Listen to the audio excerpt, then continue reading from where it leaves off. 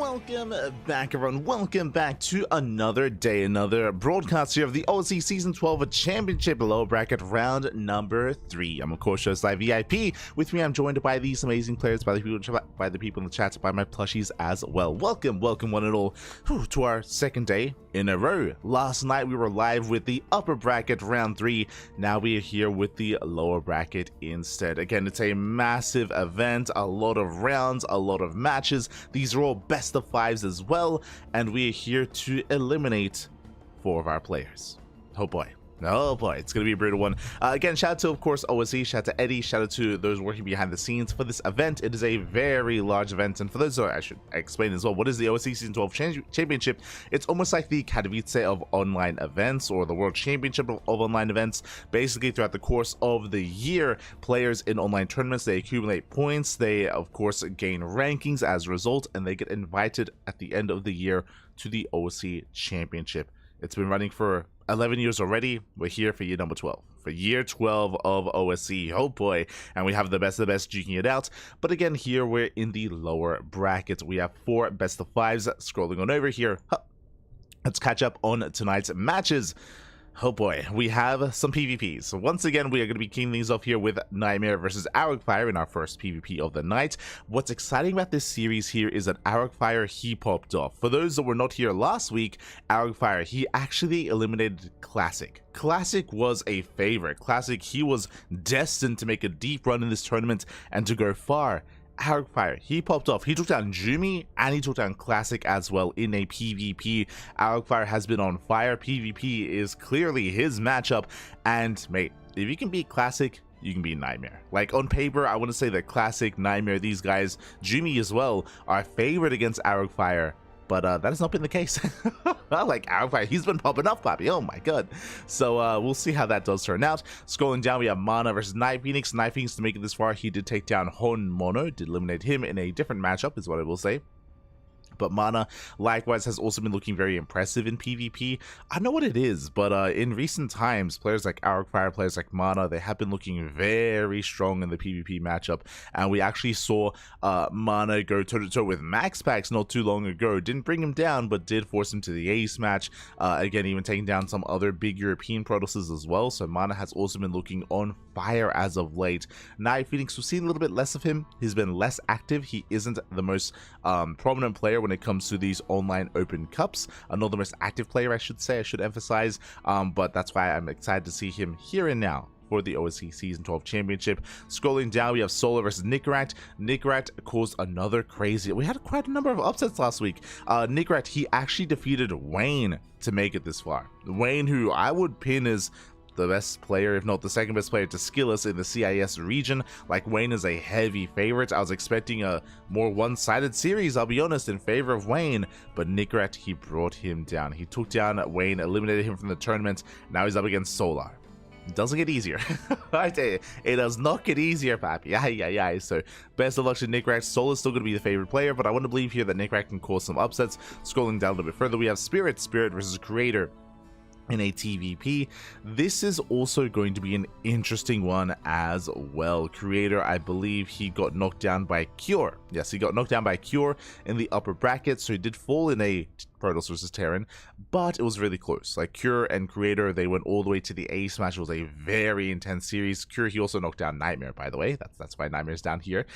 So both Creator and NightMare, they did fall to Cure. Now Creator has to face up against Spirit in the same matchup.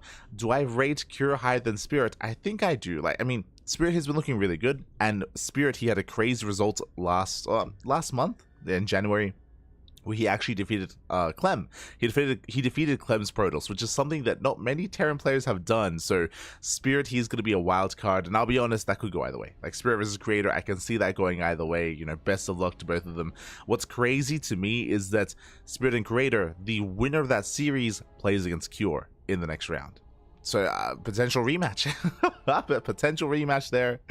Definitely something to look forward to here. So we will get to those matches momentarily. But again, we're going to be kicking things off with NightMare versus Fire. Let's go. We have these 4 best of 5s ahead of us, and we're going to be jumping into game 1. Game 1 is going to be on Amygdala. Otherwise, hope you've all been enjoying yourselves in the chat. Hello, ¿qué tal? ¿Cómo estás? Shout out to Setsuna in the chat. I see BBQ as well. Oh. Setsuna, BBQ. Bendito, ¿qué tal? ¿Qué tal, papi? ¿Qué tal? Good to see you all as we're jumping into our first series of the night, and spawning in the top right-hand corner of Amygdala, we have the South Korean Protoss player, the Blue Protoss, representing Streamer Zone. It is NightMare. And spawning in the bottom left-hand corner, we have his opponents. We have the Purple Protoss player, representing his new team, Alien Esports. From Atlanta, France, it is Arrowfire. We go. We have our initial PvP, and again, Arrowfire has been on fire as of late, taking down Jumi, taking down Classic. Can he take down NightMare as well? I believe he can, but the pressure is on. Again, he's been on a tear. NightMare, I'm sure he is now a lot more aware, a lot more on edge as to his opponent's accomplishments, and is going to be a lot more wary coming into this as well. For the time being, welcome one and all to Amygdala. Amygdala being one of the larger maps in the map pool, is a very large map, longer rush distance by ground as well, but in a PvP that isn't the biggest of factors, just because of how the Warpian mechanic works. Doesn't matter how large the map is, you can still be hyper aggressive at times, plenty of locations for proxies as well. We'll see how our players will approach this. For the time being, 2-gate opener here out of NightMare, likewise a 2-gate opener out of Arrowfire as well. We're slowing things down. I know that recently I've been mentioning how a lot of the Korean Protoss players have been incorporating Gate into Cybercore into expansion as of late, and I do stand by that. That has been happening, but not in this series. Not in, or at least not yet. Not in Game 1. So back to our tried and true 2-gate openers. From here, we're going to be waiting for our initial 2 units of choice. Do we open up Double Stalker, Double Adept, Stalker Sentry, or Sentry Expand? There are definitely options here to our 2 players, and depending on the opener, we'll see what direction our players want to take us in. Do we want to be aggressive, economic, safe, greedy? What's the plan? As both players scout each other, they confirm the positioning of the second pylon. Pylons are in each other's gas geysers or mineral lines, so they're going to be safe and sound. There is no proxy. We have the answer, Double Stalker. Double Stalker out of NightMare, something much more aggressive, much more assertive. Across the map, Stalker Sentry, something much more safe and standard out of Arrowfire. So Arrowfire is going to be the defender. NightMare is going to be the aggressor, as he will be moving out across the map. You can see the rally already to apply pressure and to potentially even reinforce this with a 3rd and 4th Stalker. Now, I'm not too in love with the idea of making an extra wave of Stalkers just because of the rush distance by ground. We mentioned it before, the map is quite large, and it will take a long time for them to reinforce. On a smaller map, 100%. Ooh. As NightMare actually going to be knocking down those rocks instead. Interesting. Not going across the map, but just working on those rocks initially. We'll see if that comes into play. We'll see if eventually we intend to expand here as a 3rd. But we might be thinking a little bit too far ahead. For now, we're just expanding, we're settling in. Again, NightMare making use of his additional units here, additional DBS to knock down those rocks. We have our tech of choice going to be a Twilight Council out of Arrowfire, working towards Blink, and NightMare doing the same. Okay, is going to be taking the same direction. Likewise, Twilight Council on the way. Hallucination dives in for a full scout, and Arrowfire, he will confirm the opener. He will confirm the tech of choice. Likewise, we should soon be seeing the hallucination here of NightMare as well. As for the time being, he is in the dark, as to the tech.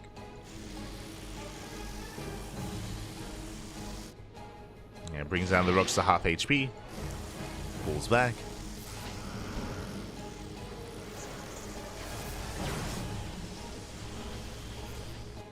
Here comes that hallucination, so now NightMare will also confirm what exactly is going on. Get eyes on his opponent, on the tech, and both players so far are mirroring each other. There's like some slight deviations here when it comes to the timing of the Twilight Council and the timing of the upgrades, but even then it's negligible.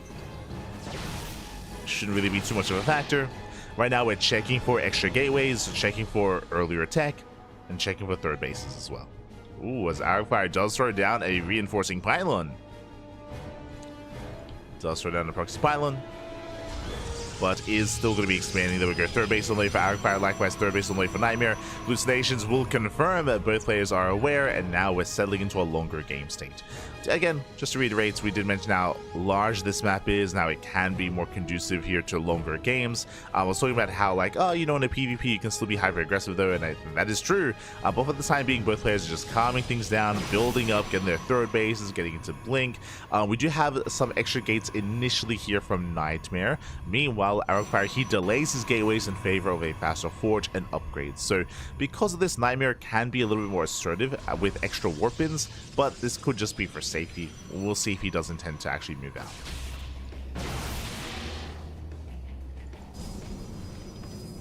Could just be for safety here. Going for a slightly later forge. We'll see if a prism is made with that robo. Rocks are being knocked down.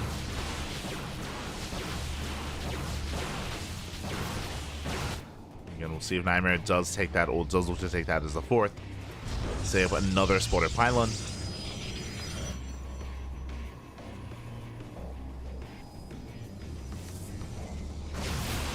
So good. So far, NightMare is up to 4 gates, which again is a pretty safe amount of gateways here. Nothing too aggressive or assertive. If he goes up to like 6, up to 8, up to 10 gates, then sure, then we can bring it up, of course. For now, we're just building up back at home. Now we do see Arcfire catching up with his own gateways, going for his own robo as well. Some of this tech, some of this production is a little bit later here for Arcfire, so that might come into play, assuming we were to go into, you know, Immortal production, for example. But for the time being, that's not the case. We're just being more passive, building up. Gateway explosion on the way from NightMare. Getting up to 9 gates. It's going to be a lot of gateways. And NightMare, he isn't taking his gases at his third base, but he does take a gas geyser here at the natural. So he can afford to take. Charge only for Arcfire. A little bit surprised that we don't have charge yet from NightMare. We should be seeing that soon. As he will take the, let's go. As he does take the gold.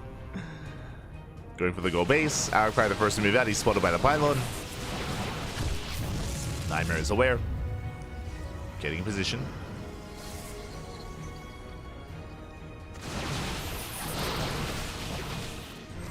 So far, very nice force fields, delaying the push, keeping Arcfire at bay. Double depth shading to the mineral line, but NightMare, he's in position. He's ready for this. And he is ready. He will focus on those adepts at the same time. Arcfire trying to force his way up the ramp. Oh. Not quite able to. Once again, NightMare, he has the high ground. Even does focus on 2 of their stalkers. Very nice pickoffs. Takes down 2, 3 stalkers towards the end. Pulls back in time. Yeah, so far, just out trading his opponent, sniping 3 stalkers for 2. So better trades there for NightMare. Arcfire, he did scout the expansion. He knocks down the massive tumors. Rotating over towards that center base. And taking his own. Taking his own gold. And despite NightMare being greedy and taking this expansion, so far he just can't mine from it. Not yet. Charge still on the way. Stalker count heavily in favor of Arcfire. 23 to 17. Oh, catches the stalker. Not bad. NightMare setting up for the surround. He's trying to set up. Or even just going for a counterattack. Nah, he's coming in. Those Zeus from one end, Zeus from the other as well. Stalker's having a hard time engaging. Base taking a lot of hits. And we're getting ready. We go for the dive. Zelta coming from behind, and NightMare, he can blink over the wall. So far, a lot of ways to DPS. Does blink in, takes down the prism, and no more reinforcements. And NightMare, he breaks out, and more Zealots have arrived. Arcfire trying to get out of here, trying to blink away, but brutal losses. Brutal losses here, bleeding out so many stalkers. Oh god, I'm afraid to look, but it was 17. Jesus Christ. 20 stalkers going down. The trades were brutal. 20 for 9. Almost a 2 for 1 trade here. Just very efficient out of NightMare, just catching Arcfire completely off guard. Again, Zealots, they trade so efficiently here against stalkers. As Arcfire mainly picking up Zealots. At the same time, Warp Prism into the main. Massive Warp In does complete, forcing a recall. And NightMare doesn't back up. Doesn't back off, keeps on pushing. Immortal production has begun. Zealots buying time in the main base, going for another massive Warp In. And Arrow Fire, he might have just been broken here and now. Takes down the cannon. Immortal has made it, but there's still plenty of zealots. Oh, nice blink. Takes down the prism. Prism goes down, but the Immortal will fall as well. And Arrow Fire, he's going to be able to barely hold on here, but the losses have been brutal. I say barely hold on, the Stalkers, they're going down. They're going down one after the other. Brutal losses. Boys are being pulled, more pros are falling. GG gets called, and NightMare, he will overwhelm. He will take game number 1. GG. GG, well played. NightMare will take a lead. Again, Arrowfire, he wasn't playing too badly. For the most part, players, they were keeping up with each other. Arrowfire, he was denying mining at the goal base, but he didn't realize that he was being surrounded. He didn't realize there was zealots coming in from the north and from the south as well. We had the full surround, and we saw how efficient NightMare traded. He killed 20 stalkers for only 9 of his own. I'm only bringing up the stalker count because zealots are negligible. Like zealots are just very cheap units, and you want to trade zealots for stalkers. That's the ideal. This is also why typically when we get into the mid game of PvP, once as the zealot count gets high enough, you need either Colossus or Archons. Archons are usually the go-to, but you need Archons here to buffer, to help do splash damage, to help deal with those zealots. Without those Archons, without any splash damage, then stalkers are so vulnerable, as you saw here. And yeah, it's just a really rough fight for Arrowfire. GG, well played. Was caught with his pants down, was surrounded, and with that, we're now getting into game number 2. We'll see if Arrowfire can fight back as we load into ley lines. Let's go. Let us go. As spawning in the bottom left-hand corner of ley lines, we have the blue Protoss player, the blue Protoss from South Korea, representing Streamer Zone, leading the series 1-0. It is NightMare. And spawning in the top right-hand corner, we have as opponent, we have the French Protoss player, the purple Protoss, representing his new team, Elite Esports. It is Arrowfire. Here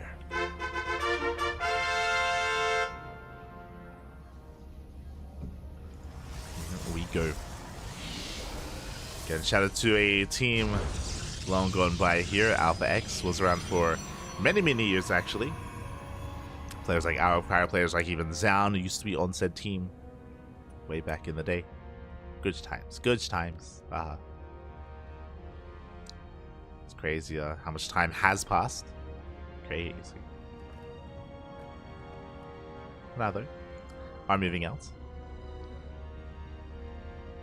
Because they do fan out across the map. We should be seeing 2 gate openers all around from both players. There we go, 2 gate opener out of Arrowfire, 2 gate opener out of NightMare. So far so good.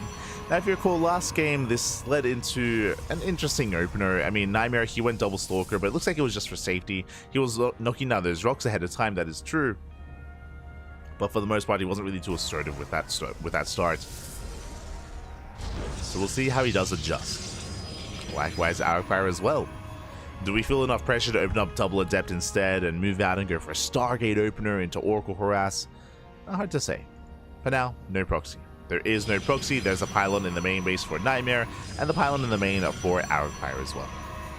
So no proxies, and both players should confirm. I mean, they do. Yeah, the probe in the main for both players, so they are fully aware of what's going on. Cybercore is about to finish up and show us the first 2 units. Show us what you got. Had a Stalker Sentry here by Arrowfire. Double Stalker once again at NightMare. Now, if you recall, my assumption was that NightMare was going to rally across the map and get some damage done early on. That was not the case on Amygdala. Again, the rush distance by ground is too large, so he did just spend his DPS on rocks instead. Here, coming into ley lines, I do expect him to move out. I do expect him to push across the map and to try to trade with the army, be somewhat assertive, and potentially pick off a key unit. You can see the rallied right into the main. So the rally here for these gateways, this makes more sense. And yep, there it is, going for a 3rd and 4th Stalker behind this as well. And what I love about this is the kind of rate of progression of the, oh my god, rate of progression of the tournaments of this series so far. But Arrowfire is turning this into a 1-base all-in. We have a robot, we have a gateway, we do not have an expansion. Arrowfire being hyper committed here, and because of the mass Stalker from NightMare, he will not have hallucination. He will not scout the main. He shouldn't. Uh-oh. Again, that's the downside of not opening up with a sentry, is lack of scouting. NightMare does poke in, dancing with the initial units. Does take down the sentry, but will bleed out a stalker in the process. 1-to-1 trade.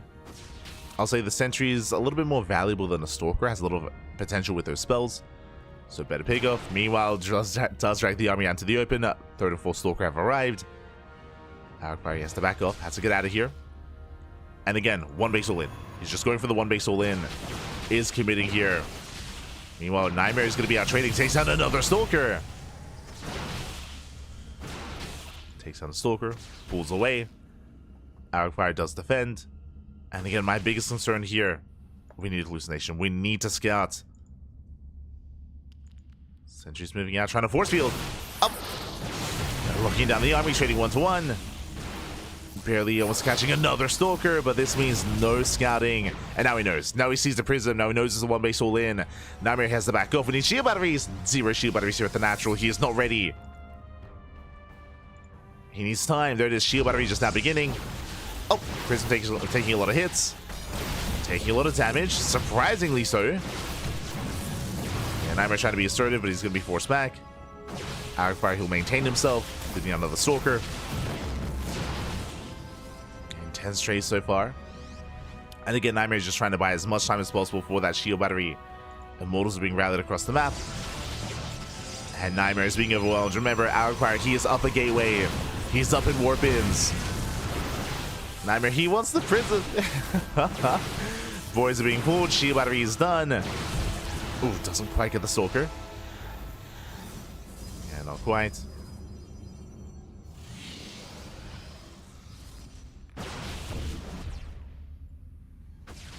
NightMare being dragged down to low ground. We're slightly out of position. Another stalker going to be going down. Ooh, catches another stalker, not bad. Takes out another. There's the NG overcharge. NightMare barely holding on. He's holding on for now, but here comes the Immortal. And this might just be too much. Fire forcing his way through. Once again, boys being pulled. There's no boys left. 6 probes go down, and Fire, he has control of the natural.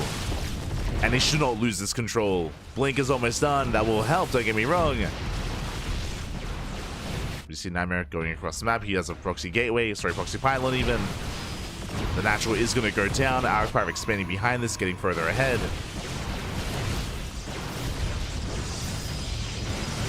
Oh. So once again, taking a lot of hits. Catches the stalker, gets one. One stalker goes down. Hoping up micro there out of Fire, saving the sentry. We'll snipe the gateways. How many gates do we have left? So 3 so far, down to 2. 2 gateways for NightMare. Does reinforce across the map with adepts. Does warp in. Fire, does he notice? He doesn't. He gets into the main. But that's 2 gateways falling. 1 gateway left. He can only warp in 1 unit at a time. There's the recall. There's the recall back home. Nicely done here by NightMare. By NightMare, he's still in a world of hurt. He's down economically, down in production. He has Blink, that is true, but that's all he has.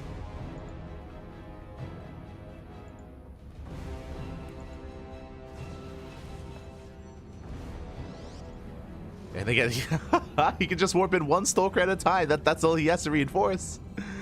Not like this retaking his natural. And it's gonna be a tough game here to bring back for NightMare. Not impossible. There's a chance with Blink that he can maybe bypass the main army and get into the main. Adepts, they are gonna be denied the shade though.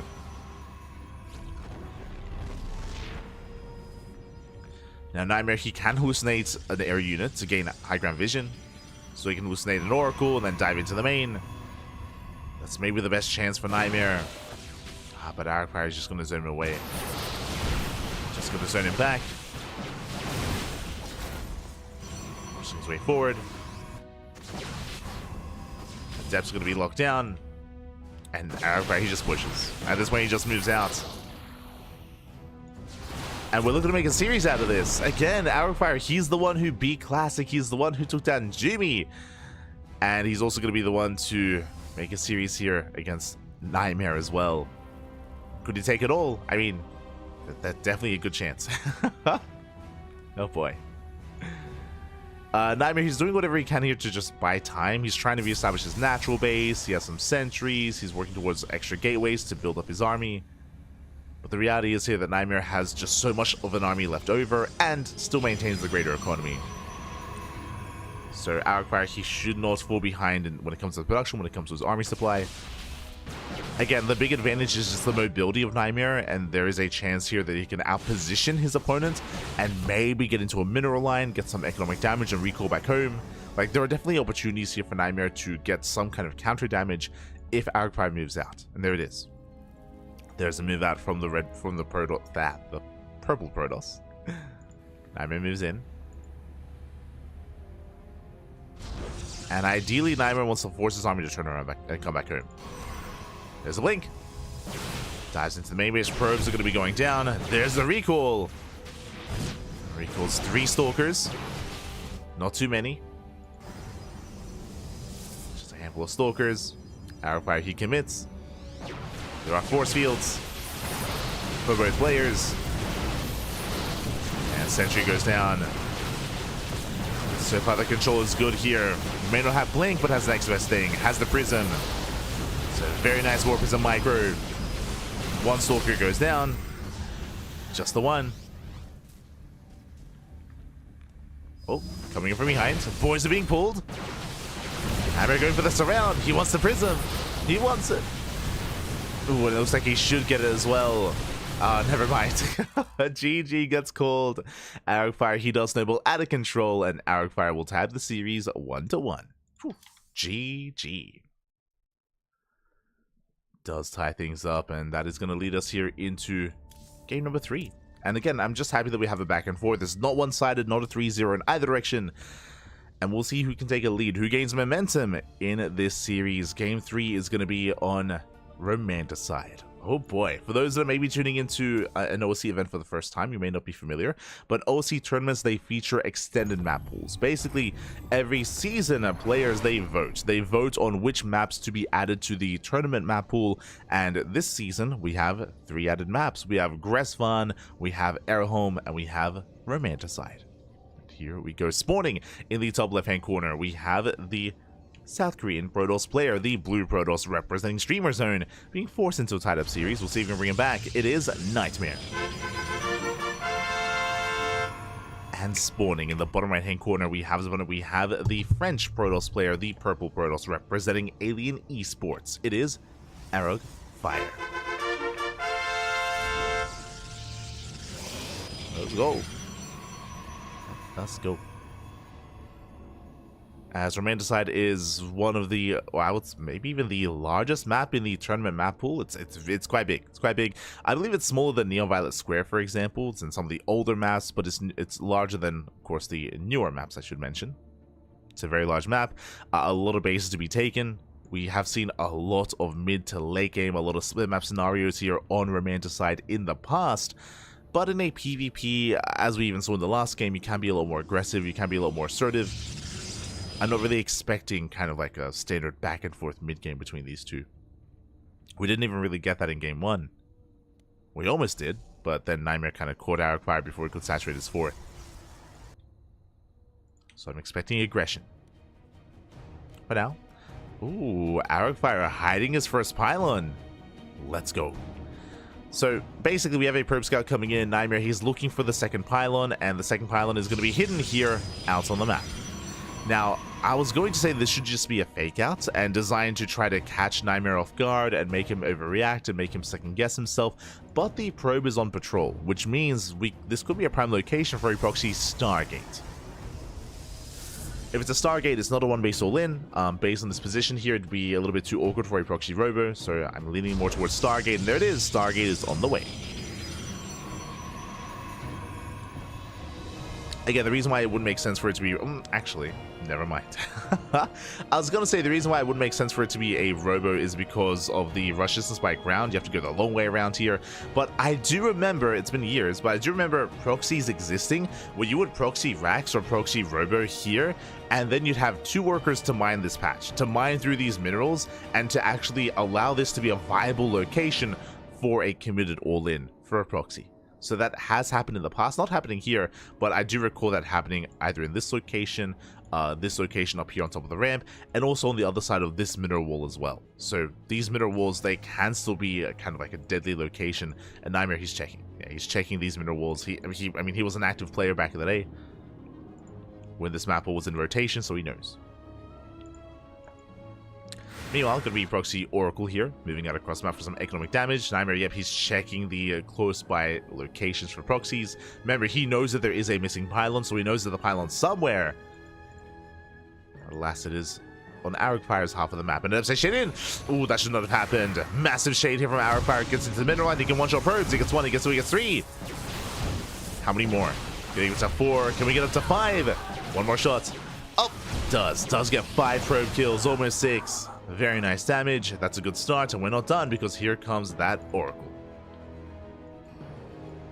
Oracle pokes in, zoned away by the main army, gets Revelation off. So far, just survive. Back at home, Arcfire, he expands. He expands, Robo's on the way, and NightMare is going for his own counter all in. What do we see here? This is the same setup that Arcfire had in the last game. 3 gateways and a Robo, 1 base all in. The difference, though, is that Arcfire, because of the Revelation, because of the Oracle, he saw this faster. He did scout this sooner than NightMare did. As NightMare, he didn't scout this until the prison was halfway across the map, if you recall. Because NightMare, he opened up a quadruple Stalker without a sentry. Meanwhile, he will find the proxy.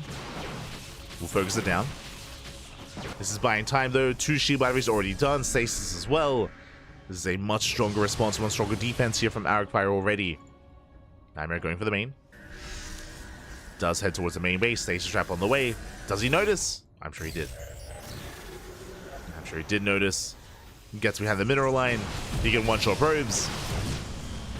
Yeah, 4 Stalkers do one-shot. So far gets 3, gets 4, gets up to 5. Nice counter damage. Makes up for his otherwise lost workers earlier by the Adepts. Ooh, but the prison takes a lot of... Oh no! The prison! Oh my god, it gets so low. Whew. It gets so incredibly low here. One more volley would have gone down. That would have been game. That would have been game then and there. Nice force field. Prism does get away. Does limp away from the natural. That was uncomfortably close. Jesus. As Arcfire, he's ahead. I mean, remember, he has his natural base. It's been mining the entire time. NightMare trying to transition out of the all-in, trying to transition into his own natural as well. But Arcfire does have a lead, as he's been mining more for longer. And at NightMare, yep, he's turning this from a 1-base all-in into a 2-base all-in. Glaive Adepts, they do not scale well into a longer game. It's going to be Immortal into Glaive Adepts. This is actually a very common build by Hero. Hero is very fond of this build, and NightMare is embracing it as well. Oh. Prison once again taking a lot of damage. Meanwhile, NightMare gets into the mineral line. Picking up a couple of workers, just trying to slow down Arcfire, goes with recall, escapes with 1 Stalker. Just the 1. But he's building up, and he's hoping he wants Arcfire, 1, to stay at home and to be in the dark, but also, not just that, to expand to transition, to ideally be a little bit too greedy. NightMare trying to rotate in. Again, he's just keeping NightMare preoccupied. Keeping him pinned back at home.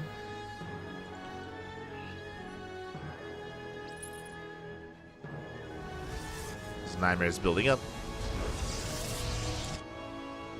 NightMare just waiting for his upgrades, building up more Immortals. He's up to 3 Immortals already. That's a lot of Immortals. Remember, Arcfire, he stopped at 1. He stopped at 1 Immortal. He's working towards Blink. He's getting ready for an expansion. All things that are not going to help Imperial in the defense against the all-in. And there's a 3rd. Oof. There's a 3rd base. Now, this isn't over for the Arcfire, not at all. He can still defend, even with taking an expansion like this, just because, remember, he was ahead. Did have the greater economy. But again, it's not going to help. As I say, focus on a couple of those workers. So 4, 5, 6 probes already going down. Here comes the main army. Here comes the all-in. Now, NightMare doesn't want to waste his time at the third. Doesn't want to waste his time. Rotates around. Aragfire going for his own drop. Let's go. Trading well, but this is also an army that's not at home to defend. Stasis goes off. Massive connection, but here comes the push. And it's all or nothing for NightMare. Either he kills Aragfire or he dies trying. For now, forces to cancel at the third base, but again, this is not enough. He needs to keep going. Does need to keep pushing. Stasis runs out. There's the recall. There's the recall back home. Nice force field. Locks down the army. And Aragfire out of position. Recall's on cooldown. He cannot recall the army. Let's try to juggle over. So much wasted DPS. Yeah, strong start for NightMare. Once again, breaking his way through. Force fields do make it a little bit more awkward. The Prism goes down. No more reinforcements. No more warpins. And NightMare doesn't have enough. The shield battery's out of energy. Mortals doing what they can. But Aragfire, he holds. Whew. He does hold on. Doesn't kill any immortals. Does hold nonetheless. It was close. If NightMare was allowed to reinforce, then he could have broken through. Behind this, he expands. He expands, getting a third base. Trying to gain a lead. To get pokes forward. Ooh, takes out the immortal. And that was a mistake. That shouldn't have happened. The boys are being pulled. And NightMare, he breaks through. He breaks the natural. Aragfire out of position. Blinks on the main army. Bleeding out every single stalker. GG gets called. And NightMare, he pops off with the all-in. He does take a lead in the series. Whew. GG. GG, well played again. Unfortunately, it took a really long time for Aragfire to realize what was happening. Remember, Aragfire, he was expanding, he was taking a third base, he was harassing across the map, he was focusing on further tech, and he wasn't necessarily warping in. First things, he wasn't warping in, and if you remember, he wasn't making any of his own defensive immortals. He only had one. He had one immortal, that's it. He was just focusing on a later game state.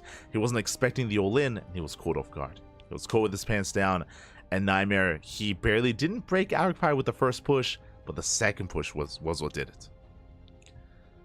Was able to pull it off. GG, well played. NightMare takes a lead, and now we are getting to game number 4. We'll see if Aragfire can force the ace match, or if it all ends here and now on Gresvan. Let's go. So again, we are loading into one of the older maps in the map pool. I mean, we were just on Romanticide, and now we take it one step further. We're loading into Gresvan. And spawning in the bottom right-hand corner, we have the blue Protoss player. The blue Protoss leading the series 2-1, one game away from advancing on and bringing down his opponent.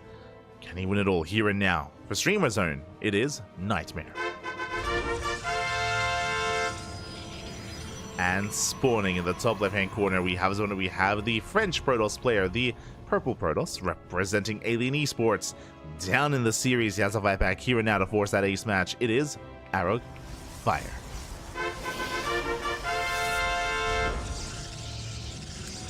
See, big away in the chat. The pants were down, Bobby. They were all the way down.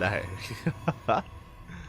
Again, he was expanding, he was teching, he was delaying immortal production. Aragfire, he was getting ready for the mid game, but no. It's not what NightMare was there for.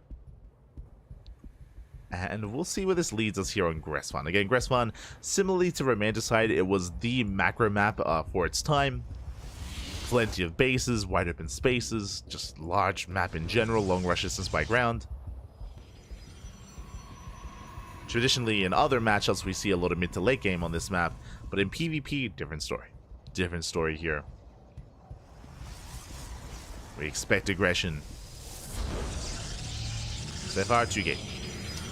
We have our 2-gate opener out of Aragfire, 2-gate opener out of NightMare as well. So far, so good.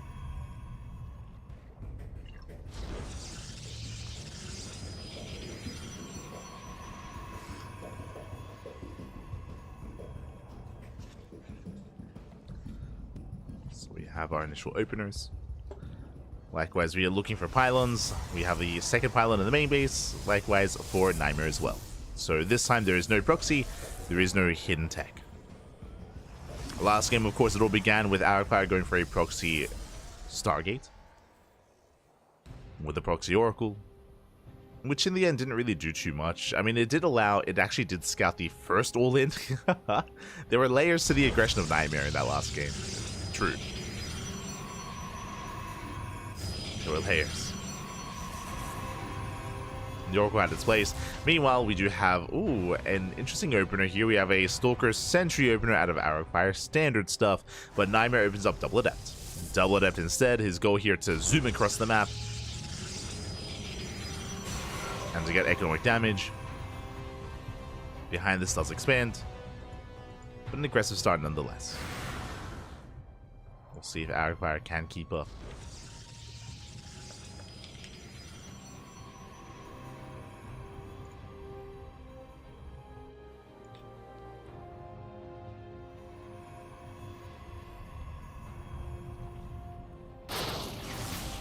Can't keep up for now. Nice force fields looking down the first adept. First adept goes down. Better pick up here from Arrowfire. Very nicely done. Now suddenly there's no one-shot potential. Arrowfire going to be opening up Robo. Interesting choice. A Robo opener is typically very safe. Just a very safe way to play. Gives you access to early observers, early War Prism, and early Immortal production as well.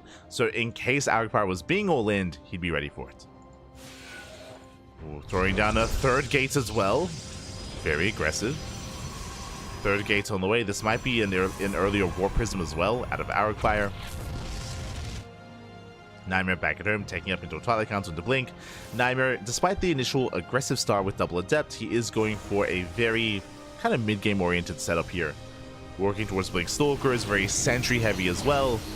Like, NightMare is getting ready for a longer game. Meanwhile, I see a War Prism, and that third gateway is about to finish. Arrowfire is going to be hyper aggressive here. Arrowfire is going to be pushing with a terrifying army. I mean, that's a lot of sentries here. That's a lot of force fields. And what's really important about early game PvP and the power of this sentry is that Blink isn't done.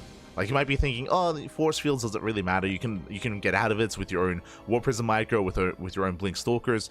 Here for NightMare, there is no defensive War Prism. There is no Blink. It's not going to be a factor, not in this fight. So Arrowfire, he's hyper committed. He is pushing, and his goal here is to lock down the army, to slice it up with force fields, and to break NightMare. Now NightMare, he's getting a safety shield battery. It's on the way. NightMare, he has yet to really confirm what's going on. Sorry, he did see the gates. He knows. He saw the gateways. He knows what's happening. But his army pales in comparison. And the forces, they lock down 2 Stalkers already. 2 Stalkers go down. Massive pickups. There's not much left over. And Arrowfire, has he done it? Shield battery is done. Nice control so far with that Prism. Saving his units. 1 Stalker goes down. But the shield battery's out of energy. There was only 1 shield battery. NightMare, he may have just done it. It's getting closer. The sentries are very low. Very low sentries. Points are being pulled. NightMare getting desperate. Takes out most of the sentries. But what about the Stalkers? What about the main army? Again, Arrowfire, he's warping in 3 Stalkers at a time. Once again, the points are being pulled. Better trades here for Arrowfire. Nice target firing. Focusing on the Stalkers. And Arrowfire, he's done it. At this point, he has done it. Dives in, takes out the Prism. Ooh, it barely does bring it down. And with that NightMare, he might barely hold on. Nah, not even. 16 probe kills. Jesus. And just so much economic damage. Arrowfire, recalls back home. Doesn't risk it. Does pull away. I do think he could have stuck around and maybe killed the pylon 100%. I think Arrowfire is playing it very safe, but he does take a lead. He's ahead in workers. He has full saturation at the natural. He has immortal production, remaking the War Prism as well. It looks like Arrowfire, he was really scared because he lost the War Prism, so he couldn't reinforce, so he doesn't risk it. So on the one hand, I do think that Arrowfire could have dealt more damage here. I think he could have achieved more. Regardless, he achieved enough to get ahead.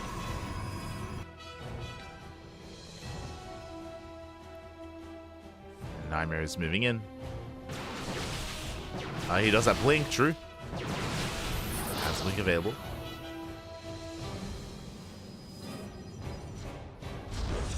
Just rushing into a fast third. And it looks like the goal for NightMare is to try to macro out of this, try to catch up, be greedy, but the hallucination does confirm. And Arrowfire, upon seeing this third base, he can do one of 2 things: either take his own third or double down and turn this into a second 2-base all-in. He's up to 4 gates. He's on 4 gateways. There's a recall.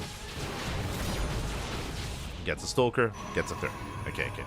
So Arcfire, he's not counter-attacking. He might apply some pressure, don't get me wrong. Oh my god, 7 probes! 7 probes going down. NightMare, he's popping off. Gets 7 worker kills, escape with one of the Adepts. NightMare is still in this. Arcfire, he's pushing, but as he moves out, the Adepts are moving in. Yeah, just distracting Arcfire. Keeping him busy. The Prism! Prism just went down. Oh no. NightMare. Sorry, Arcfire. We'll lose the Warp Prism. NightMare picks it up. Back at him, shield batteries on the way. Now these are late shield batteries, true. They are late. But NightMare, he has the high ground. He has force fields. And Arcfire, despite having a strong start, despite being ahead, he lost 7 workers, lost the Warp Prism, reinforcements are delayed. NightMare keeps up with the rotation.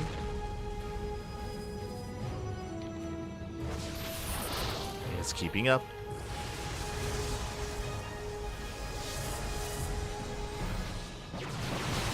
Catches the Stalker. And this is still very close, very tense. Both players have 1 immortal each. And the longer this goes on, the better it is for NightMare. Arcfire pulls away. Okay, no, he doesn't feel confident here. Does pull back. Does race back home. I don't blame him. And now we're calming things down. Okay, now when it comes to the current game state here, Arcfire still maintains a slight economic lead, so economically he is ahead. Likewise, Blink is catching up with Blink. He has a Fortune +1. He has the Bay on the way for Disruptors. NightMare is taking up and getting ahead tech-wise here in the main. Sorry, Arcfire. I keep saying NightMare. God damn it. Arcfire, he's getting ahead. He's taking up. NightMare is sticking with a more mid-game oriented army with Charge. Charge is on the way instead. And now because of this, there's going to be a window. There's going to be a window in time where Arcfire doesn't really have many, if any, Disruptors, and he's going to be vulnerable here to his opponent. NightMare, he scouts, he checks, he confirms the Bay. He's aware of the Bay. Taking a 4th base. Again, he knows that he's falling behind tech-wise. What is the answer going to be? As here comes that first Disruptor. Disruptors in production. Dark Shrine, Jesus. Just getting into everything. Making Disruptors, working towards that Dark Shrine as well. NightMare moves out. And NightMare, he needs to get some damage done here.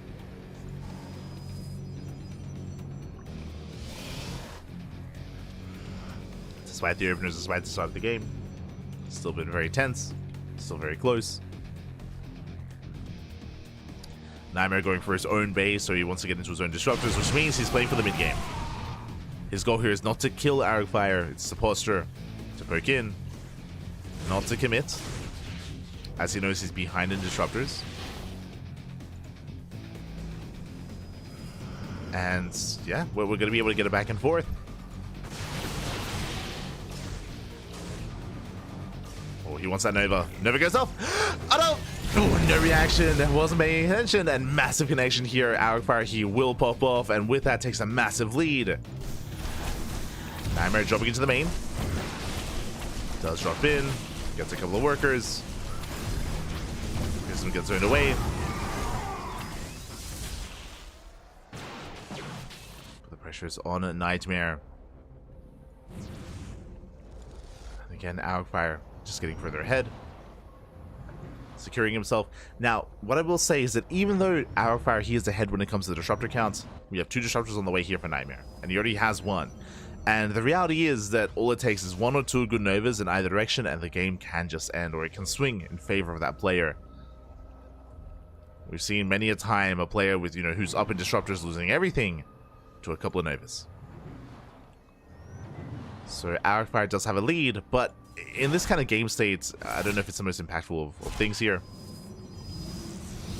GT warps in, hits the natural, hits the main, 8 probe kills, depowering some of the production. Nicely done.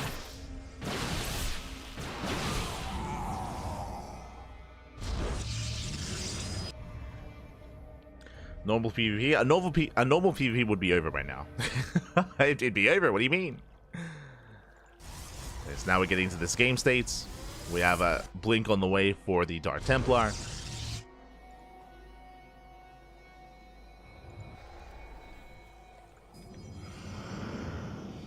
And the game is slowing down. Arrow Fire is going to be the first to max. He's almost there. He's almost maxed out.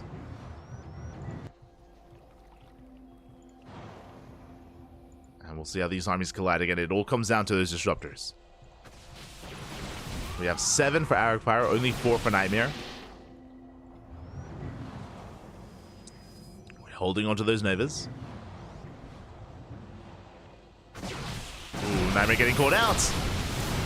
And Nova goes off. Ooh, nice connection. Takes down a couple of units. Once again, both armies posturing. Both armies rotating.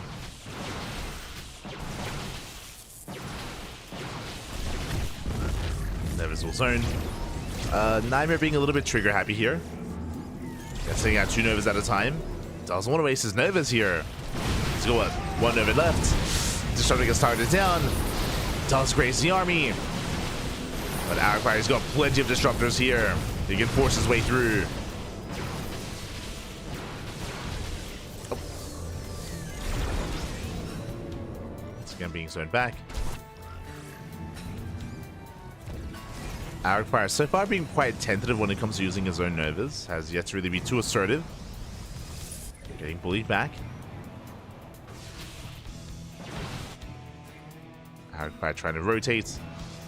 NightMare keeps up. Does spot the rotation in time.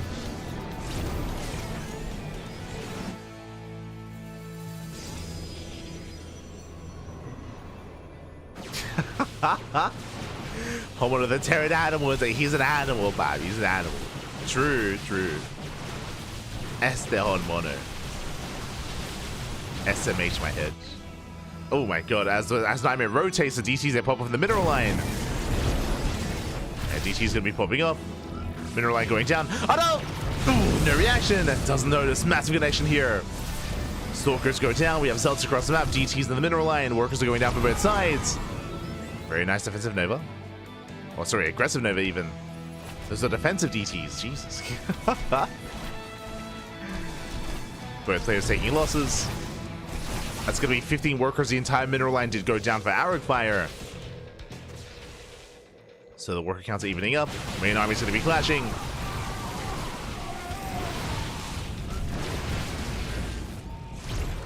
Arrow Fire being zoned away. He still has 11 disruptors. It's one of those things where Arrow Fire, he has a lot of disruptors, but he hasn't really been making use of them. Where there's Novas, where there's connections. Up! Oh my god!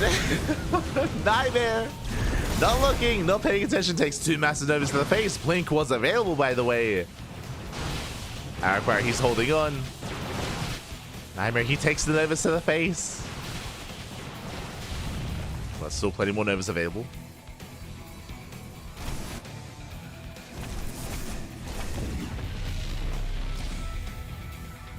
Plenty more available. Warping into the main. Massive Zealot warping, I should say. Nice splits here against the Nova as well. Nice attention to detail. Now we're pushing in. Here come the flanking disruptors, though. They're coming from the right-hand side. 1, 2 disruptors going to be going down. Ooh, massive connections. And NightMare, he does pop off. Arrow Fire getting caught out. Losing most of his disruptors. I should say, I say most, really half. Holding the line. Mineral line's going to be going down. 15 probe kills. Oof. And NightMare has to get the hell out of here. We'll pull away. Messy engagement here. Disruptors, they do come in. They rally into the army. Late Nova. Late Nova from NightMare. Leading out those disruptors. But still trying to break through. And losing every single disruptor here. NightMare down to a handful of stalkers. But reinforcements are on the way. Oh my god, takes another Nova to the face. And NightMare, even though the trades have been messy, what's important here, the economy. The mineral lines were going down. Arrow Fire down to 48 workers, down 20 probes. And NightMare going to be warping in more Zealots. Reinforcing with disruptors. NightMare has the greater economy, has the larger army, and Aragfire, he's just having a hard time keeping up. But it was messy. Oh no. It was not Ronaldinho. It was Messi, baby. Ay, ay, ay. And so far, Aragfire is keeping up. He's trying to hold on. If he can land some Novas, he can bounce back. Oh no! Oh my god. Whew. Those don't quite connect. Aragfire, he pulls away in time, thankfully. Does pull back.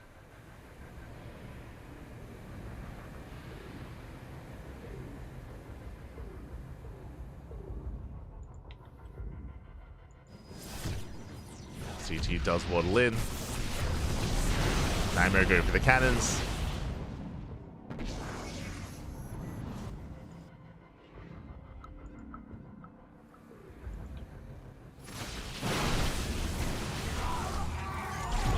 Again, I can't count Aragfire out. Not when he has so many disruptors. He's got six disruptors.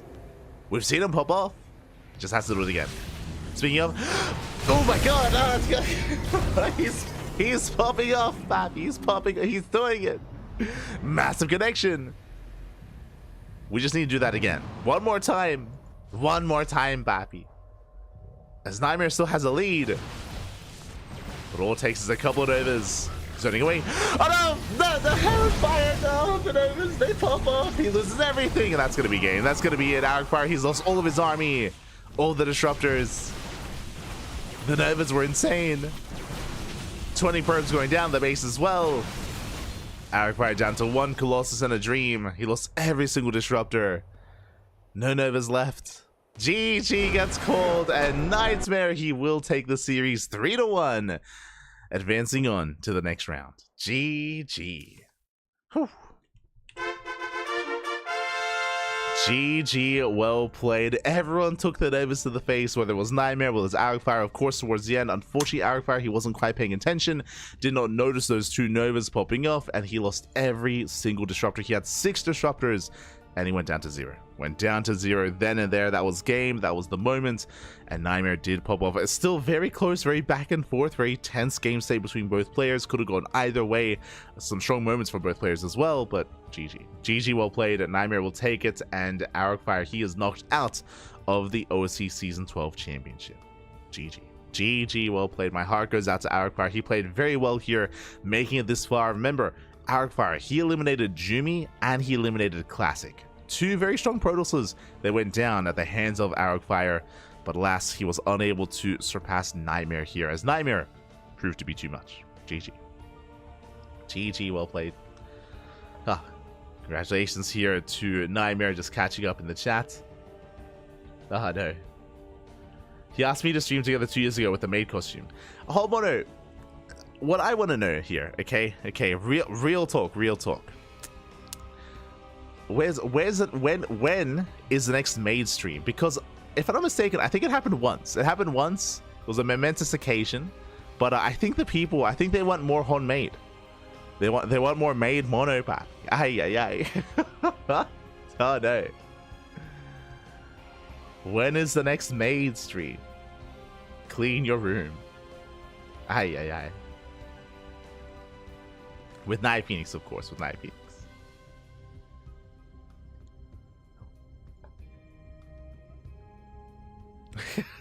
No more Hon-maid. Nah. We all need Hon-maid. We need it again. Oh no.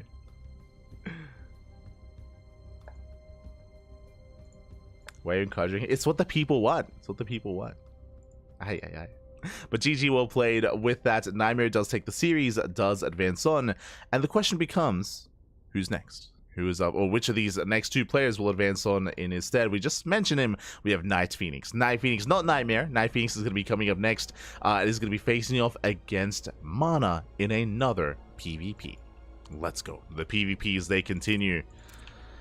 And here I would say that MaNa is a slight favorite. I mean, MaNa has been looking very strong as of late, has been getting some better and better results over time. Night Phoenix, though, likewise is also an animal, is also hyper aggressive in this matchup. We've seen a lot of all-ins, a lot of cheese, a lot of proxies. My eyes are on Night Phoenix coming into this, but we'll see as they face off here in our best of 5. Jumping to game 1. Game 1 is going to be on ley lines.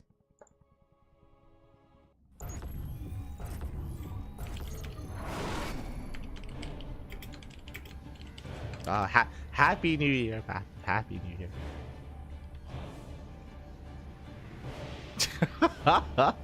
If Homono is a maid, will that make his GF a butler? Oh no. Here we go. We're getting into our next game. Getting into our next series and spawning in the bottom left-hand corner of ley lines. We have our Polish Protoss player, our red Protoss representing Team Liquid. It is MaNa.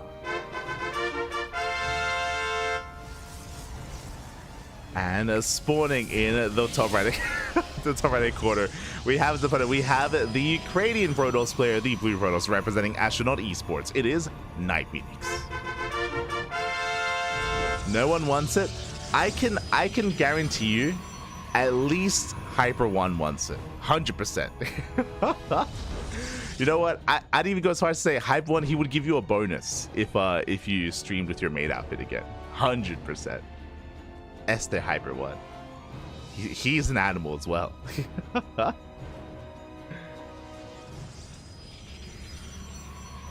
no.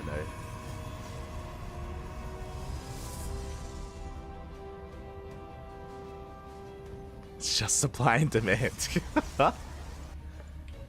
Aye. As for now, we are going to be settling in. We do have our initial opener, 2-gate opener out of NightPhoenix, 2-gate opener out of MaNa as well. And NightPhoenix, my eyes are on this probe as he does skirt around the edge of the map, looking to throw down a hidden proxy pylon. Now the question becomes, is it real or is it fake? We have to take a knife and cut into it to see if there's a cake inside. Oh no. Now the probe sticks around, so this is most likely going to be a proxy Stargate. This would not be a bad location for a proxy Twilight Council. True, we could see like Twilight Council into Dark Shrine, but that's more of a niche build. I'm leaning more towards Stargate into Oracle into harassing across the map. We'll keep an eye on NightPhoenix as the Cybercore is now done.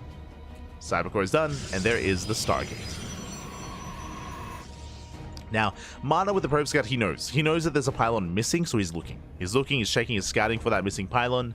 He's going to be skirting around the north side here at the 4th base location, but doesn't check top left. Yeah, still searching, still scouting. Trying to get a read on what's going on. MaNa opening up with a Stargate of his own back at home. So proxy Stargate versus a regular Stargate from MaNa. Likewise, NightPhoenix did not quite dip into the main. And MaNa with the Stalker, it looks like he will find the proxy. It's going to be close. Oh, it's so close. Oh no, he was so close yet so far. Ay, he barely doesn't have the vision, barely does not spot the proxy. Oh, going for his own, actually. Up. Oh my god, he does it again. He was so close with the Stalker and with the probe. Someone give this man some glasses. Or give his Stalker some glasses, I should say. They have no distance. They cannot see.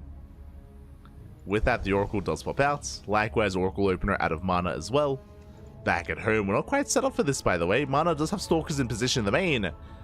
And that might be enough. We'll see. We'll see who can get damage done. We'll see who takes the lead. As we have Quadruple Adept shading past the main army. Headed for the main base. Oracle is yet to dive in. Does come into the shade. Forced to recall. He's going to be forced to recall back home. And I think she's waiting for that second Oracle. Now, my biggest concern, because of all those adepts, no anti-air, no Stalkers, and that main base, that mineral line is exposed. And here comes the army. MaNa's moving out, Oracle as well. Shield Battery looks like it will finish up just in time. And NightPhoenix, now he moves in. Now he does move in. Shield Battery is done. So far he's holding the line. He's holding on to his natural. Oracle's at the main. Taking one-shot probes. So far 3, 4, 5 probe kills, not bad. 5 workers go down. Likewise, Oracle into the main. Shield Battery's ready. NightPhoenix, he defends, he attacks. Oh no! The bait! Oh my god, the bait is real. Massive stasis goes off, and MaNa, he can go for the pilot, he can go for the natural. Ay, ay, ay. Oracle in the main base is still getting damage done, by the way. He just walks in. No, so he just waddles into the main base. Boys are being pulled, so probes are going down. Oracle still going ham here. Oh no, this is becoming too much. It's getting out of hand. 7 probe, 9, 10 probe kills. No mining in the main base whatsoever. There's a recall back home. 13 probes go down, and MaNa takes a massive lead. And it all came down to that stasis. If it wasn't for the stasis, then NightPhoenix would have held. He would have been able to maintain his natural, build up, and get ahead. Was in a better position. Not anymore. Not anymore. As NightPhoenix is forced into the all-in, he has to counterattack. Not again! Don't do it again. NightPhoenix, he's stepping in. Does he notice? He doesn't! Oh my god, another stasis pops off. Ah, no. I mean, upstate will shade into the main. True. Damage is going to be done. So the Oracle towards the natural. It eps into the main base. This is, I mean, good, but not good enough. Not yet. Oh. As MaNa's being distracted, stasis runs out. Okay. MaNa is still ahead. Jeez, that's a massive army. Oh my god. Blink is almost done, and here comes a massive counterattack. No. And NightPhoenix, it's going to be a tough ask here to hold against this. There's one shield battery back at home. There's the one shield battery. And MaNa, he's got 13 Stalkers to the 4 of NightPhoenix. Has a massive Stalker advantage. It breaks through. GG gets called. There's nothing to defend, and MaNa will take a lead. 1-0. GG. Whew. GG, well played. The pants got stuck in the stasis. Oh no. Oh no. He was trying to lift them up, but they got stasis. GG. GG, well played. Very nice use of the Oracle here from MaNa. Like, it wasn't just MaNa getting economic damage done with the Oracle, but also the stasis trap.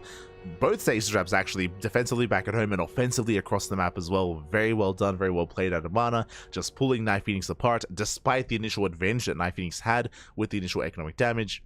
Wasn't enough. He wasn't able to maintain that, wasn't able to sustain that. GG. GG, well played. MaNa takes the lead, and now we're jumping to game number 2. Let's go. Let us go. As spawning in the bottom left-hand corner of Ultra Love, we have the Polish Protoss player, the Red Protoss, representing Team Liquid, leading the series 1-0. It is MaNa. And spawning in the top right-hand corner, we have as opponent, we have the Ukrainian Protoss player, the Blue Protoss, representing Astronaut Esports. It is NightPhoenix.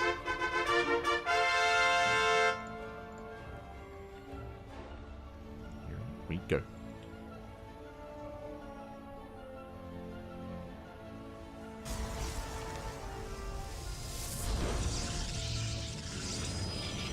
Here we go. So far we are going to be settling in.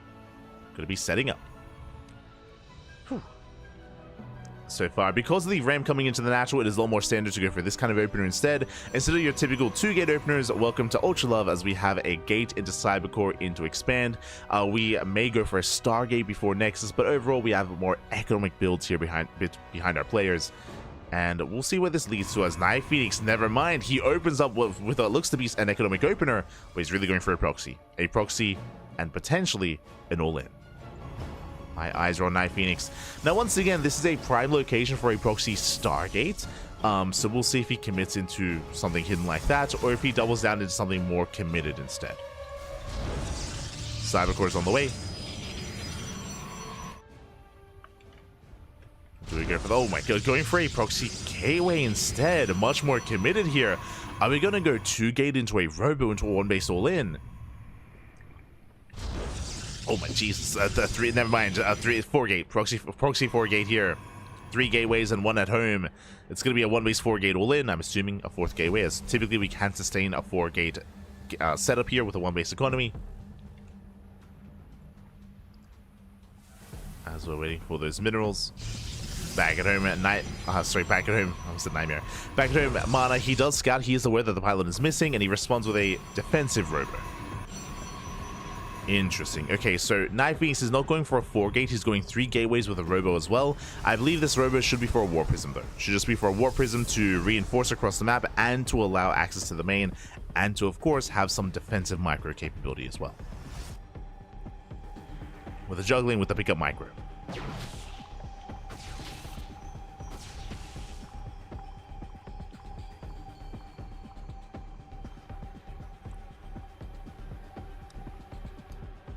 But now you see MaNa is scouting. He's looking for the proxy. Oh, he found it! He did find the proxy. He's fully aware of what's going on.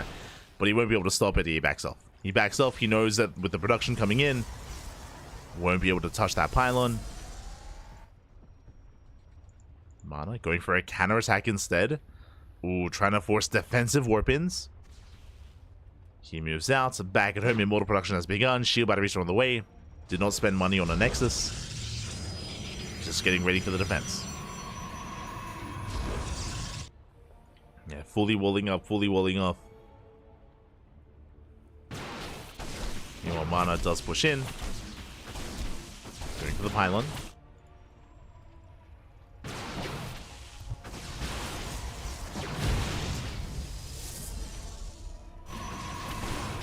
Pylon is going to be targeted down. Depowers everything. Oh my god. Everything gets depowered, which means no more warp ins. There's 2 gateways thankfully left over. But warp gate is denied. No warp gate. That's huge. Nothing. There's no warp ins. There's just no warp ins. Period. Warp gate just finished. Oh god. Okay, warp gate did barely finish. No, did barely not finish. Never mind. I thought it did. Cybercore is going to go down. There are no warp gates. And what can Knife Phoenix do from here? What can he do? There's nothing. Oh no. Ah. Aye. As MaNa busts into the main, gets into the mineral line, probes are going down. Knife Phoenix races back home to defend. Desperately trying to rebuild that cybercore. Again, without the cybercore, cannot warp in stalkers or adepts or sentries. No warp gates. Just a massive delay, and MaNa's just chilling, just expanding. MaNa perfectly safe and sound.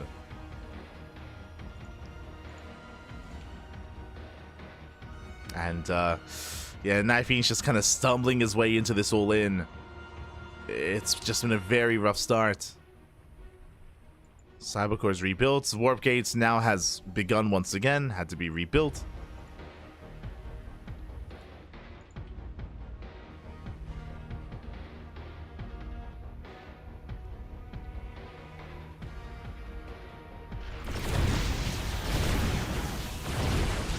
As Knife does dive in. Does try to dive into the main base, but alas, there's plenty here to defend. MaNa with his own counter micro with his own prism. Shield batteries as well.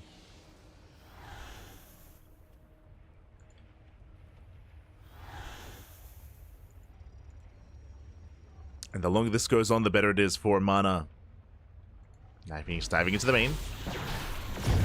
Gets a probe. Takes down a worker. MaNa trying to defend with the bare minimum. Gonna be a tough hold here for MaNa, but so far he's holding on and he's going for that pylon. At least trying to. Knife Phoenix is in position. He will defend. Knife Phoenix, he will hold. But again, he's being forced to keep supply back at the proxy location. Still no expansion. And we have a Void Ray. The Void Ray has arrived. And that's a way to just completely shut down that Warp Prism.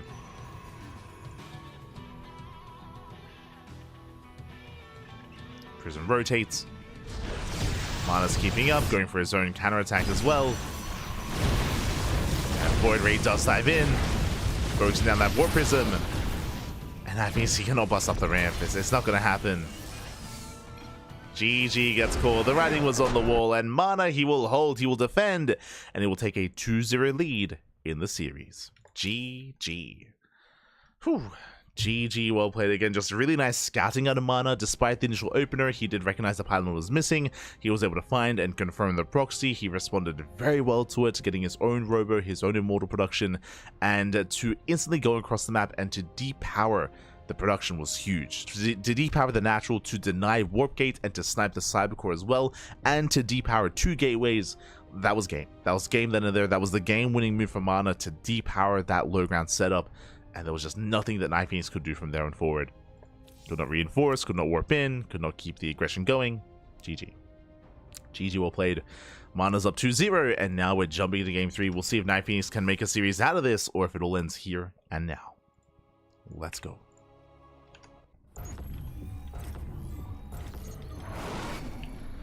As spawning in the bottom right-hand corner of Whispers of Gold, we have the Polish Protoss player, the Red Protoss, representing Team Liquid. Leading the series 2-0, it is MaNa. And spawning in the top left-hand corner, we have his opponents. We have the Blue Protoss player from land of Ukraine, representing Astronaut Esports. Down in the series, he needs to fight back here and now to make a series out of this. The pressure is on. It is Night Phoenix.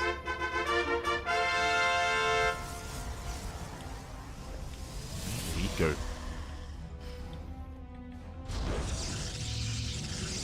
Night Phoenix has to harness his inner cat girl, his inner uwu. To harness that inner uwu here to fight back against MaNa. I believe he can, but again, so far we've seen a lot of aggression, a lot of proxies from Night Phoenix, some more committed than others. As a reminder, Game 1, Night Phoenix went proxy Stargate. Game 2, Night Phoenix went proxy 1 base all in with the proxy 2 gate set up in the robo. Game 3, do we open standard? I feel like we have to. And we might even see MaNa be the one to proxy instead. But now, 2 gate open. 2 gate open out of MaNa, 2 gate open out of Night Phoenix. So far, standard setups. But my eyes are on this probe, as once again, it does skirt around the edge of the map.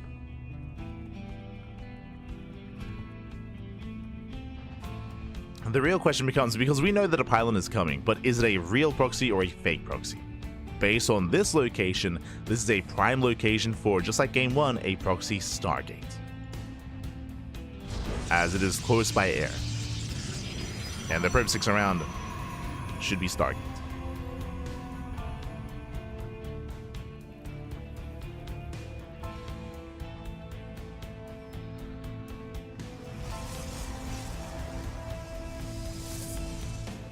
As we are waiting for that cybercore to finish, MaNa once again probe scouts. MaNa confirms that the pylon is missing. He knows that something is wrong, and we do get eyes on the Stargate opener of MaNa. Interesting. So Stargate, oh my god, a Stargate opener out of MaNa. Meanwhile, Night Phoenix going proxy robo. It's going to be a 1 base all in. Oh boy. Now with this robo, we should be going Prism first, I would imagine, then into Immortal. Regardless, we're going to be doubling down. It's going to be it's a short series. And we'll see if we can break MaNa. As MaNa scouting. Once again, MaNa, he confirms that the pylon is nowhere to be found, so he's looking for the proxy. And it's been a little bit mixed so far with how effective the scouting has been. Game 1, he missed the scout. Game 2, he found the proxy pretty fast. Game 3 is being active. We can see a second probe moving out, so he's got 1 probe top right, he's got 1 probe bottom left. And he's moving out with those stalkers. Is going to be intercepted. Nice control. Gets an extra shot off. Oh. Extra shots going off. Very close. 1 stalker goes down. A better trade here from MaNa. And it is proxy Immortal initially. And a 3rd gateway back at home. So again, 1 base all in out of Night Phoenix. One way or another, he either breaks MaNa or he dies trying. And MaNa is yet to confirm. Moves out with the Oracle. Going for a Void Ray back at home to defend. Back at home, there's a shield battery, thankfully. That piece is moving in. Probe gets 1 probe so far. Sorry, Oracle gets 1 probe so far. 1 probe goes down. Shield batteries are on the way. Getting a 2nd probe. Getting a 3rd. And a 4th. Jesus. 4, 5, 6. Oh my god, he has plenty of energy. Oh, because the energy overcharged. No shots. The Oracle's popping off. Just so much damage being dealt in the main base. And this also shows that a standard Stargate opener is actually much more stronger than it used to be. What I mean by that, a proxy Stargate is as effective as it once was. Because of the proxy, there's no NG overcharge. Because the Oracle's too far away and the Prism gets shut down, MaNa defends. With a Stargate opener at home, you have the NG overcharge, and there was just so much NG on that Oracle, it popped off, it did so much damage. GG, MaNa will take the 3-0. GG, well played. Night Phoenix tried to go into the main base. There were 2 shield batteries and Void Rays at home to defend. He was completely shut down, and MaNa will take the series. Congratulations. Congratulations here to MaNa. He will take the 3-0. Very strong showing here. Very aggressive and very intense. Best of 5 is what I will say. And that concludes our initial half of the broadcast. GG, as we switch our scenes over and catch up on the bracket here. Or catch up on the group, catch up on the matches. We have NightMare. NightMare, he was able to bring down Arrowfire 3-1. There was a bit of a back and forth, true, and even in that final game on Gressfun, it was very, very close between the 2 players. I could have gone either way. In the end, NightMare did take it. Likewise, we just covered MaNa taking down Night Phoenix as well. GG. GG, well played. So we have wrapped up our first 2 series of the night, and we have 2 more. We have 2 more ahead of us here. We have Solar versus Nick Ranked alongside Spirit versus Creator. We are done with the mirror matchups, and now we are embracing a little bit of Zerg gameplay as well. Now, for now, we're going to be going on a short break. And when we return, we will have the second half of the broadcast. We have 2 more best of 5s ahead of us. We'll get there after said break. See you soon. See you soon. Take this moment to get some snacks, get some food, get some water, drain your disruptors, massage your marines, tuck in your Tempest, and cuddle all your Colossus. We'll be back soon with Solar versus Nick Racked. See you then. Hup.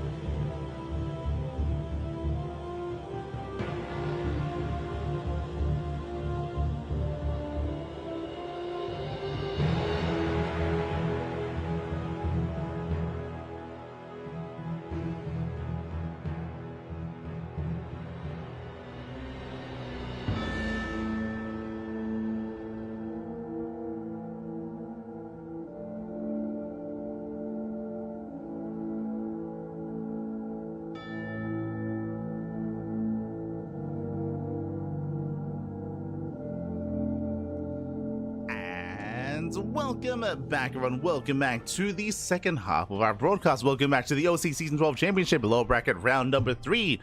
We just wrapped up with our initial 2 matches with our PvPs between NightMare and Arcfire and Night Phoenix and MaNa. All the nights, Jesus. I remember having a really hard time casting NightMare versus Night Phoenix. It was brutal. It's very regardless, we have 2 more matches ahead of us. 2 more best of 5s. We have a ZVT featuring Nickract and Solar. Here we go. Now, coming into this, Solar is going to be the heavy favorite. True. Solar, he is a favorite player coming into this round, coming into this tournament. But at the same time, so is Wayne. Wayne, he was also a favorite player. Wayne went up against Nickract last week in the previous round, and he went all the way to the ace match. And in a crazy turn of events, Nickract took down Wayne. He was able to bring him down in the end. It was able to knock him out of the tournament.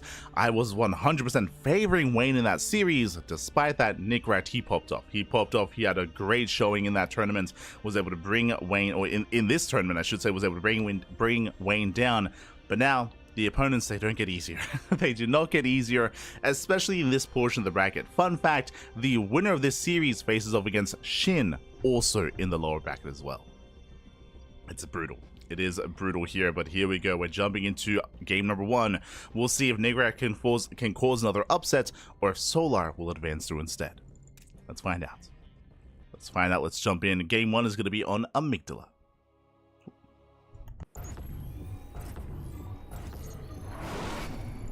And spawning in the top right hand corner, we have our red Terran player representing the Platinum Heroes. It is Nickract. And spawning in the bottom left hand corner, we have his opponent. We have the blue Zerg player, from South Korea, representing Team Falcons. It is Solar. Here we go. And again, Solar, he has been less active over the past over the past month. Over the past month, he has been less active. He hasn't been playing in as many open tournaments or online events, so it's great to see more of Solar here in the OSC Season 12 Championship, and he has a lot to make up for. We'll see if he can. We'll see how well he can perform coming in against Nickract. So far, Hatch, Gas Pool, standard opener. When it comes to the other South Korean Zerg players, I would say that Solar, he's one of the more standard of them. I'm referring to Dark, Shin, and Rogue, right? Dark, Shin, and Rogue, they are all hyper aggressive. They're willing to go for all ins. They're willing to play more roach heavy styles as well. Solar, less so. When I think of Solar, I think of more like a European, like esque ZVT, or just Zerg matchups in general. Except for ZVZ. Like, ZVZ is the exception. Solar's an animal. He's an absolute animal in ZVZ. But in these other matchups, he's a little bit more mid-game oriented, typically. So we should be seeing Ling Bane is what I'm getting at. Just Ling Bane into Hydra, into Lurker Tech, into, standard gameplay is what we expect to see. We'll keep an eye on Solar. Likewise, Nickract, he's a little more aggressive in nature. He's very aggressive. We see a lot of 2 base all-ins and a lot of 3 base all-ins out of Nickract. Very rarely does he play things out in a standard way into a macro game that is not Nickract's go-to. So we'll see if Solar can survive that aggression. Now, coming into game 1 on Amygdala, the map is very large. Very large map, very macro-oriented as well. Very difficult to be aggressive, so because of that, I feel like Solar has the edge on some of these larger maps, more so than Nickract. We'll see if Nickract does commit to aggression at all-ins, despite the map itself. Or in spite of the map. For now, we have our initial tech. Again, just Hatch, Gas Pool into a 3rd base. Droning up and getting to link speed. Nothing too crazy so far out of Solar. As the Reaper has arrived, it dips into the mineral line. And so far, Solar, he will expand. He will expand. Gonna be forced back. Nickract dancing with the army.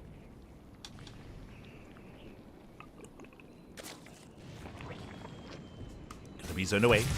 Behind this, going for a 3rd CC before starport. Economic opener out of Nickract. So far, so good. But remember, as I mentioned before, Nickract, he's not just known for 1 base all-ins, sorry, for 2 base all-ins, but 3 base all-ins as well. He's more than willing to go for an 8 racks. So again, my eyes are on Nickract. Ooh, speaking of, it's going to be a 3cc 2-1-1.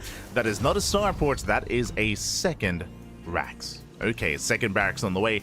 Now, what this means is we're going to be leading to earlier add-ons. We're going to be leading to an earlier... Oh. Hello. We should be leading into it. Yeah, there we go. Tech Lab is on the way into an add-on swap here into marine production. We should be only making a handful of Hellions before focusing on pure bio into a 2-1-1 stim timing with 2 medevacs and 16 marines. That's going to be the direction, the approach here for Nicaract. As never mind, he made 2 Hellions. He's making an extra wave. He's making an extra wave of Hellions here, which is interesting to me. Okay, just up to 4. So 4 Hellions, then add-on swap.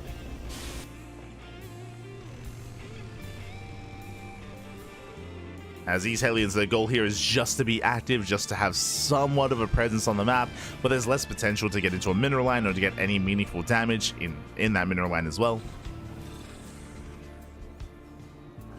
Just really delaying the creep. Just delaying as much creep as possible. Oh! Getting 1 drone.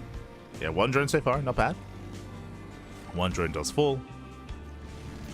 Nicaract back at home. That is the starport on the way into add-on swap into that reactor. And he's building up his bio. And he should be hitting that stim timing. Solar playing safe, going for the Roach Warren. Let's go. Roach Warren's on the way. Very safe play here out of Solar. Hellions, they try to bypass the Queens. They find an opening, but they don't quite commit though. Nicaract doesn't want to overextend, doesn't want to throw his Hellions. Doesn't want to throw them away.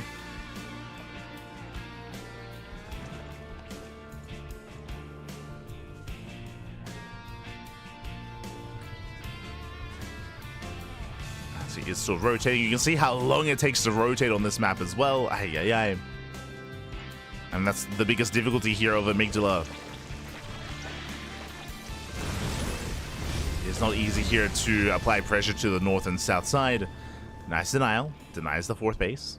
Takes down a couple of tumors. Not bad. And here comes the drop. Here comes the build. The 2-1-1. Stim is now done. 3rd rack's behind this. Does move out. 14 Marines alongside 4 Hellions. As Nicaract is going to hunt down the initial Overlord initially. Well, first. Does bring it down. Lings are coming for a run by, but ooh, Nicaract, he does wall up in time. But this is delaying the push, even forcing a stim. Forces a stim at Nicaract, only a handful of units. Regardless, still delayed. Back at home, Solar's getting ready. Roaches are amassing. Expansion's on the way. And Solar should have enough. He should be able to save the space. Nicaract stimming in. Going for the expansion. Oh, can he bring it down? He can.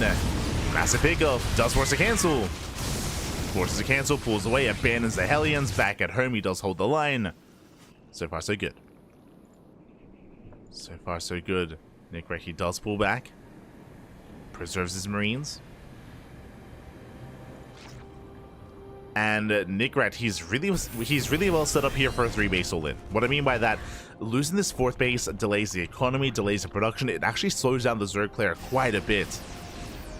I would slow them down even more if this was Ling Bane. True. Roach Ravager is more larva efficient. So Solar has that going for him. This is why this is typically a much safer way to open up in this matchup as well.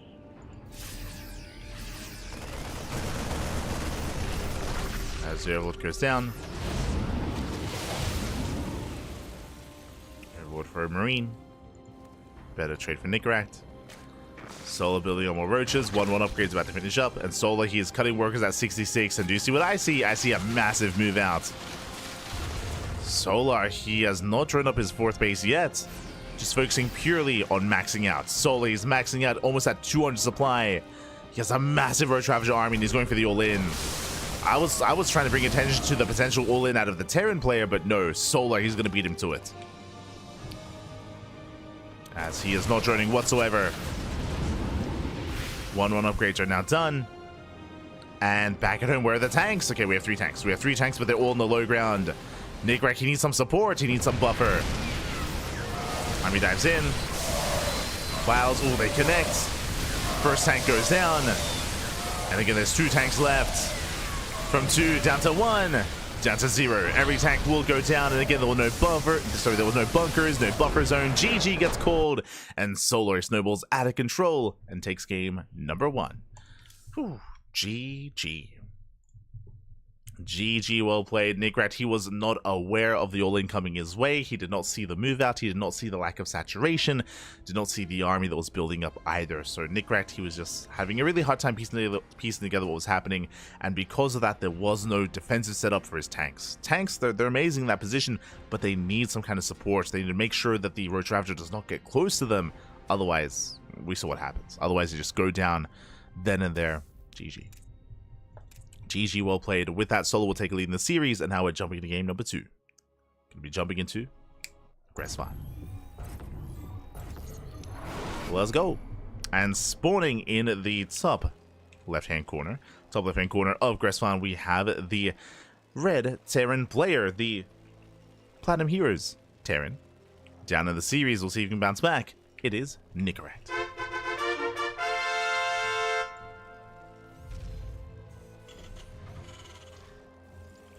And spawning in the bottom right-hand corner, we have the blue Zerg player representing Team Falcons, leading the series 1-0. It is Solar.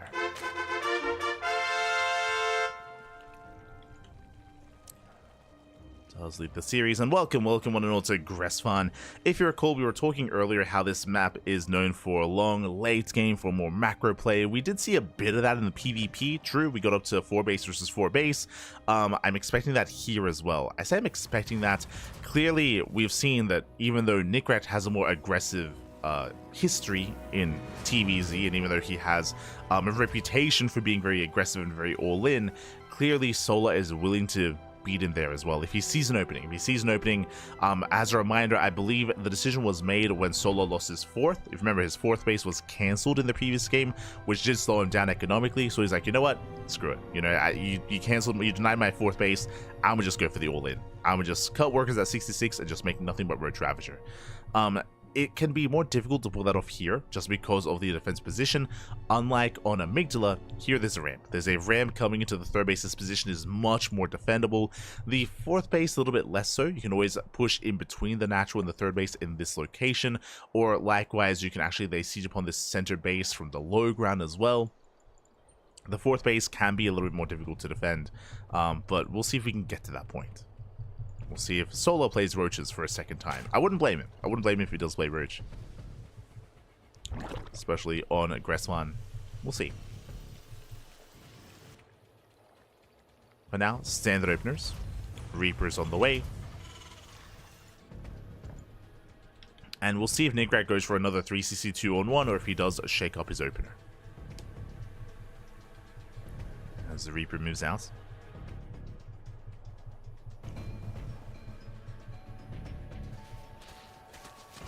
Moves out, dancing with the initial Lings. Solar so far keeping up. Hasn't lost anything yet. Lings are getting low though. Lings are getting low. Reaper pushes forward. Oh! Doesn't quite get the drone and pulls away. Nicorette does pull away. So far, no losses from either player. One tumor goes down. Nice pickup. Very nice pickup there by Nicorette. And this time, do you see what I see? No 3rd command center. There's no 3rd CC. It's going to be a 1-1-1 out of Nicorette. This is the Nicorette that we know and love. This is the aggressive side that we expected in game 1, and we're getting it here in game 2. What's happening here? First things first.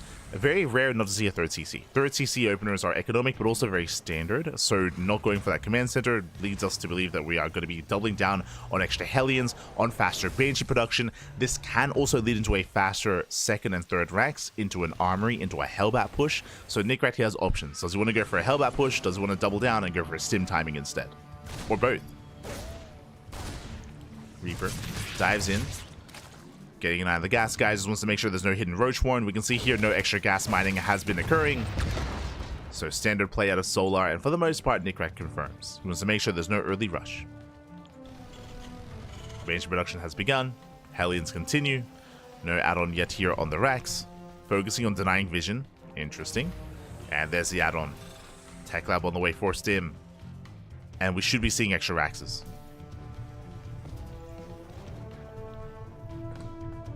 we go.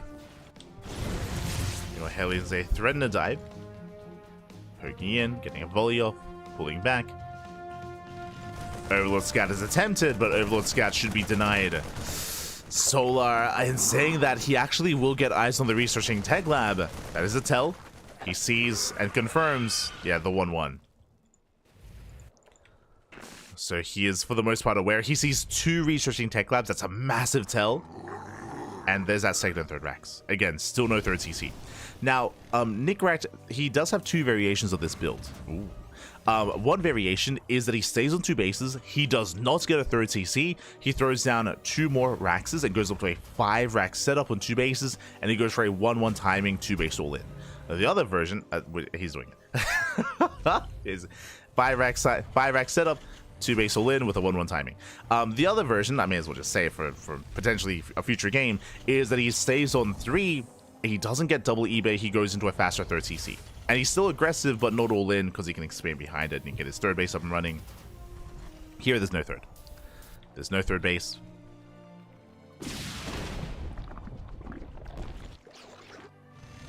So this is just a straight up 2 base all in out of Nickrat. And again, he shouldn't be pushing until he gets 1-1. Like, 1-1 is the timing that he's going for. Nickrat, he does dip in. Solo so far is keeping up. Zones away the Hellions. Does zone away.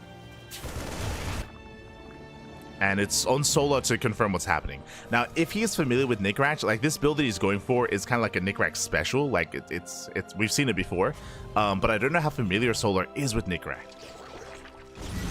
Because 2 base all-ins in this matchup are very rare. They're a rarity here in TVZ. But there's a Roach Warren. It's a very safe play out of Solar. Hellions, they bust through the mineral, they bust the defensive line. Lings get roasted, and he's going for the mineral line. He's going for the drones. 4 Hellions make it in, 5 Hellions even. So far, Solar pulls away in time. Good reaction. 1 drone goes down. Banshee does hit the 3rd. And the Hellions have a lot of potential here. They're headed for the natural. Up! Volley goes off. 3 drones so far. He gets 3, he gets 5. Can we get more? Can we get 8? 6. 6 drones go down. Not bad. Banshees are deflected, and Solar defends. Solar does hold, and I'm a little bit concerned that Solar's being too greedy. We have an infestation bit on the way. Behind this, yo, a big shout out to, oh my god, big shout out to Pezeveng Judge? Peze. I'll settle on that.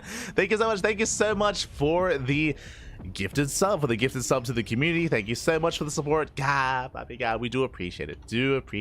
Thank you. Gracias, baby, gracias. Gifted sub to Demon Deity, or Demon Deity. Thank you. Do appreciate the support. It's thanks to the support that we get in the chat that we're able to, of course, do this as often as we can. So thank you so much. As here comes the push, here comes the all-in. Remember, we spoke about it. 1-1. 1-1 is done. Stim is done. Combat Shield's finishing up just in time. And how many tanks do we have? 2. 2 tanks, soon to be 3. Solar getting ready for a run by. Nickrat pushing in. Solar, he has roaches, but no ravagers. And roaches are being targeted down one after the other. Nickrat, he stims in, takes down the mineral line. Yeah, 10 drones going down. Solar, he's struggling, but again, we're fighting out of range of the tanks. We need those tanks. The Marines are getting overstimmed. Tanks are now moving forward. They're a little bit late to the party. It's going to be close. As Solar's holding.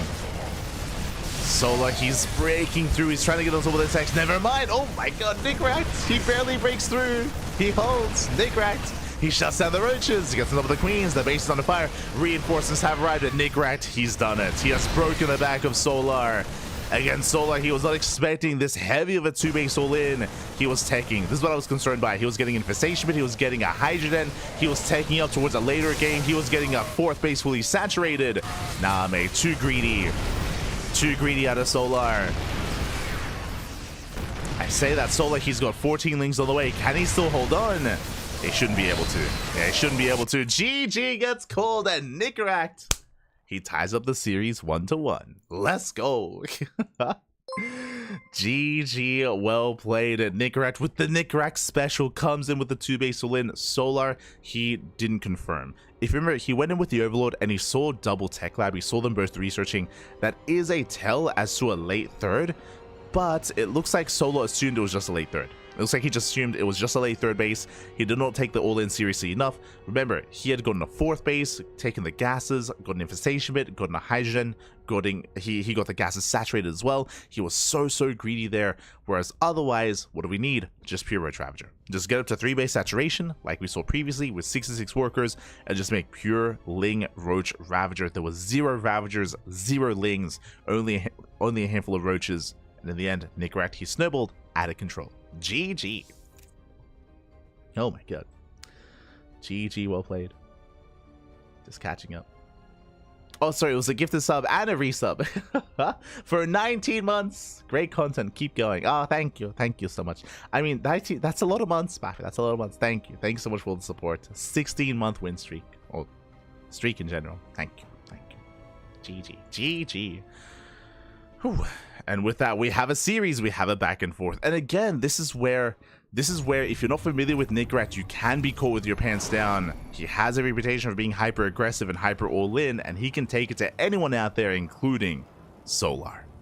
And here we go, spawning in the top right hand corner of Frostline, we have the Red Terran player, the Platinum Heroes Terran, tying up the series. Can he keep going? Can he take down his opponent? Can he cause another upset? It is Nickrat.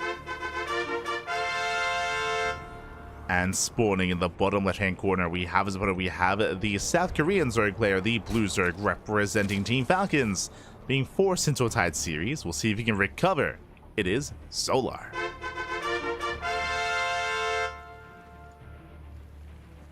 We go.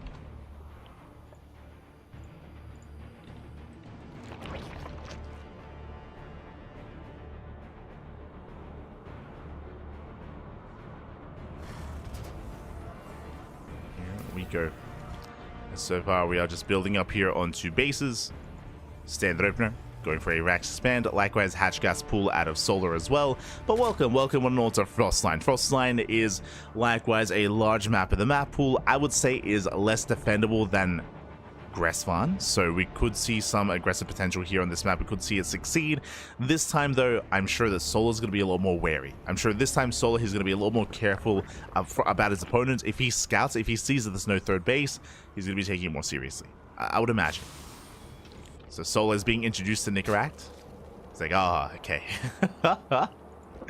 You got some builds, Bab. You got some builds. True, he does. As Nickrat is getting his CC on the low ground and moving out with his SCV scouts. So far, so good.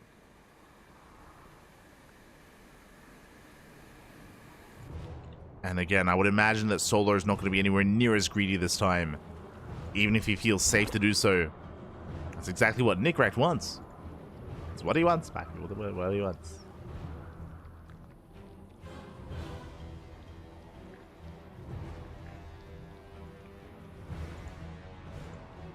Go.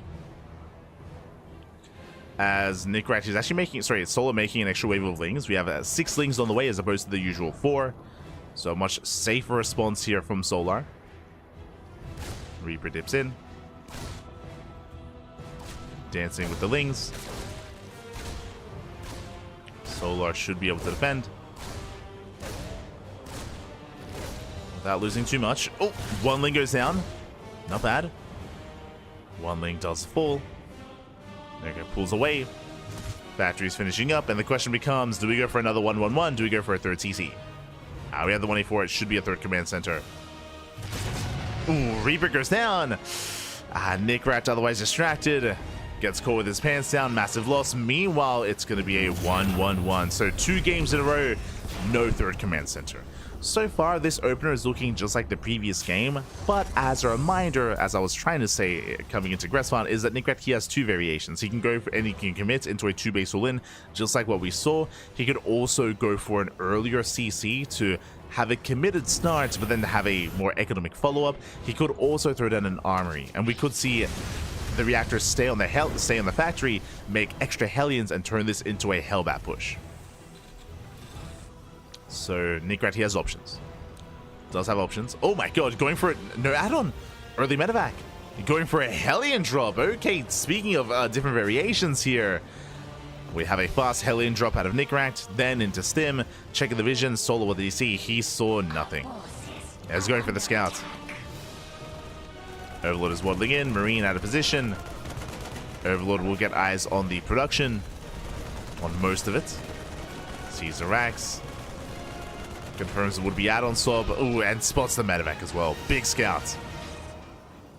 And you can see immediately going for the main. So big scout for Solo. He sees the medevac on the way, so he knows that a drop is imminent. He's getting in position. There's that Roach Warren. Going for the Roach Warren as well. Lings are amassing. Liberator on the way. And there's a third CC. As we mentioned, this is not an all-in version. This is a late third. That is true. So there's a lot of pressure on Nickrat to get damage done, but he's not all in. Is expanding. That was a third CC before the second and third racks. Hellions poking in.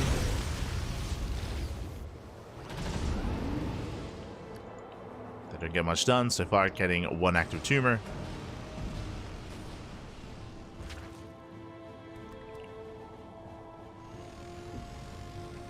Oh. As it does go for the mineral line. So far, Soli pulls away in time. Oh no! Oh, it takes too much hits. Yeah, too much damage here, but barely will escape. Oh my god, with 6 HP. One shot away from going down, barely makes it out. Whew. And will escape. Will escape. Solo going for his own counterattack. Solo, he will get eyes on the third CC, so now he knows that there's no all-in. He should now feel a little bit safer, and he should be droning. Back at home. Lair is almost done. Liberator has arrived. Gets shut down by the Spore. A rough moment there for Nickrat. Solid defense. Solo, he defends well. We have a couple of safety roaches on the way. Just for safety. Gases are being taken. From here, Solo, we should be seeing a fourth.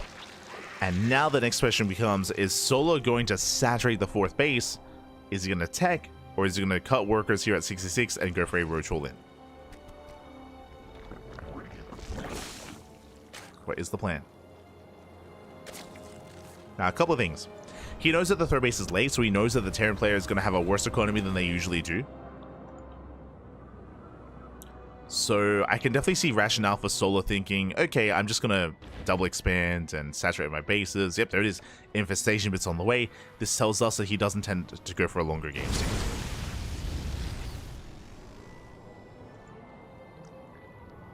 Is playing for a longer game.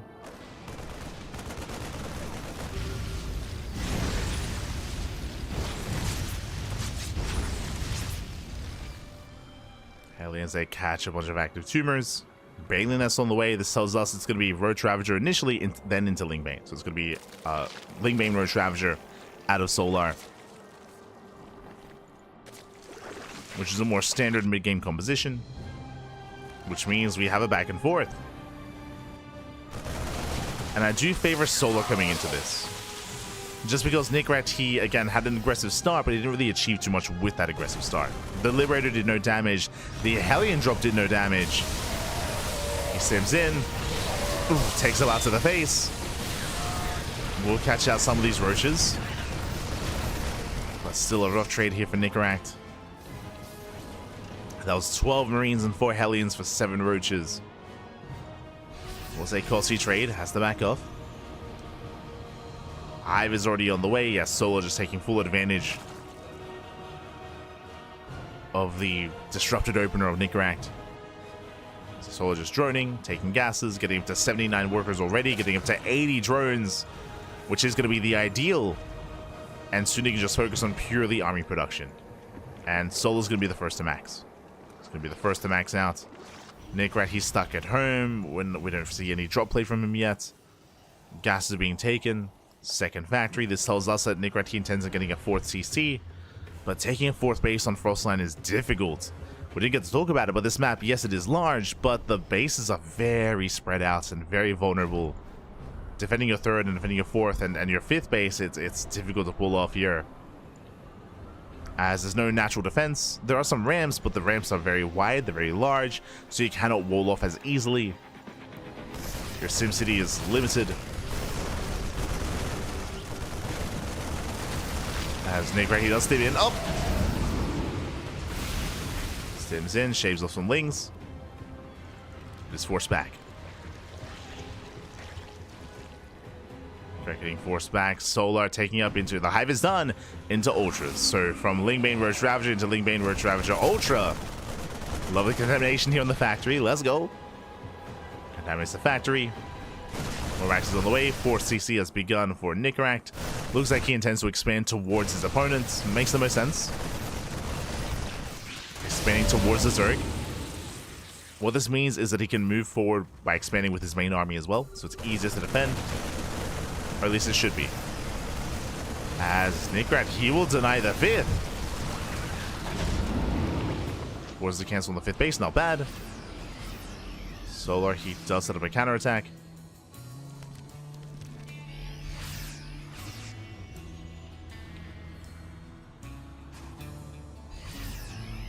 And Soul is maxed. So he's maxed out. He's ready for a fight. Nickrat stims in, catches out a good chunk of roaches. 4 or 5 roaches going down. Not a bad start. But right now he has no answer here to the Ultras.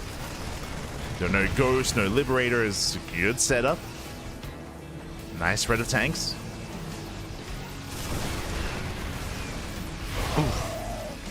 Files like graves the army. Drop gets dealt with. Soul is ready for it.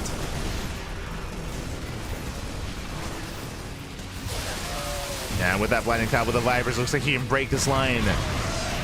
Guessing's up with the tanks. They're going to be focused down. Baling's rolling in. Another blinding cloud. And the tank is completely reset. And again, there's no answer to the Ultras. Solar can just keep pushing. He can't just keep going. Back at home, 1 tank. There's 1 tank to defend. Job comes back in. He wants the expansion.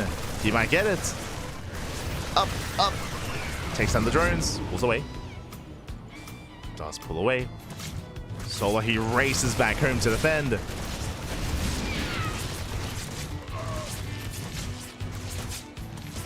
Does race home. So far, keeping up with the drop play. Forcing back Nickrat. Solar, he rotates, no 4th base yet. He finds all the transferring workers.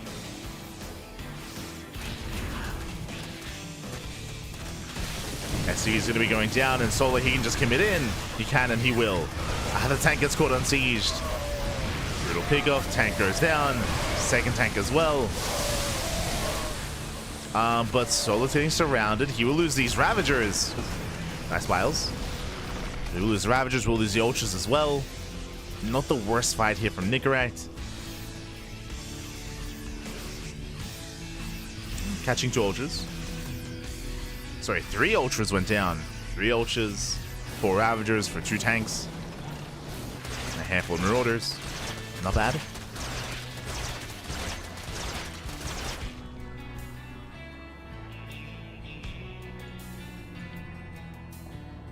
Solar, he remaxes, he rotates. Once again, going for the dive, this time with Vipers. And going for the Parabomb. Parabomb to Medevac. Blinding clouds of tanks. Oof. Vipers, they pull away, they survive, and Nickrat to the defensive line gets broken.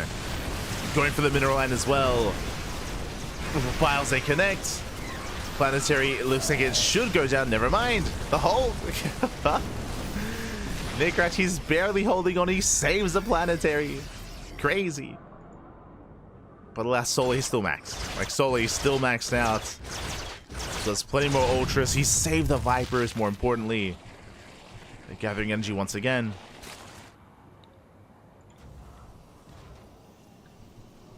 And Nickrat, he needs more time to build back up. To build up a ghost count.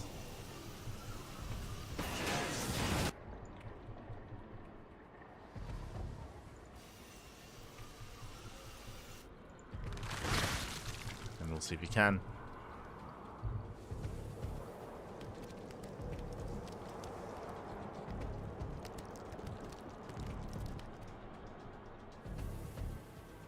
Solar rotating over.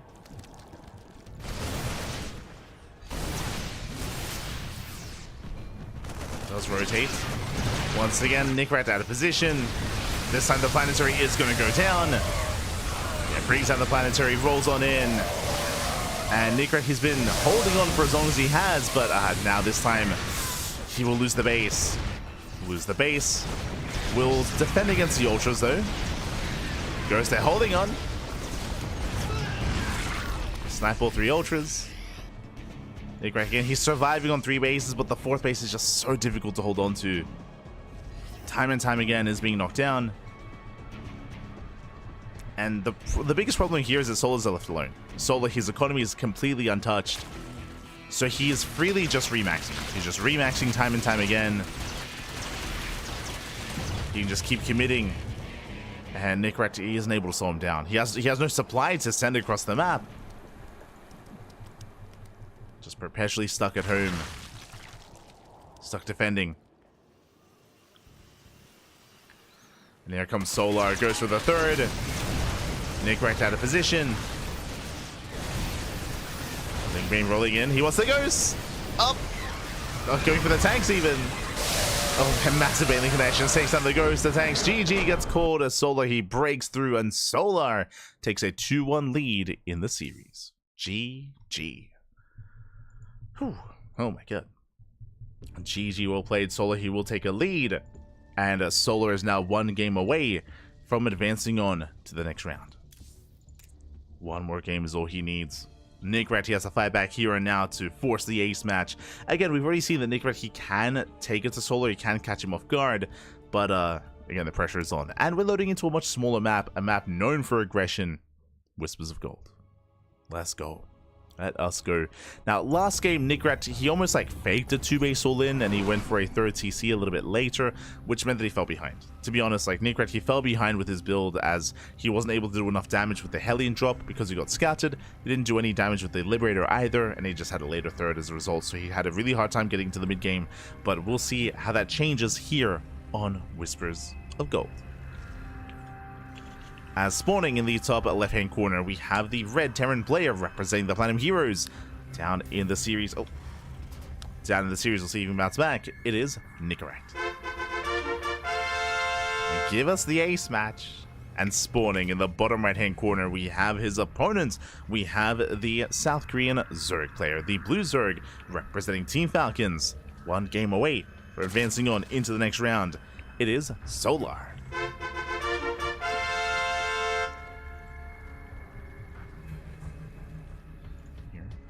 Go.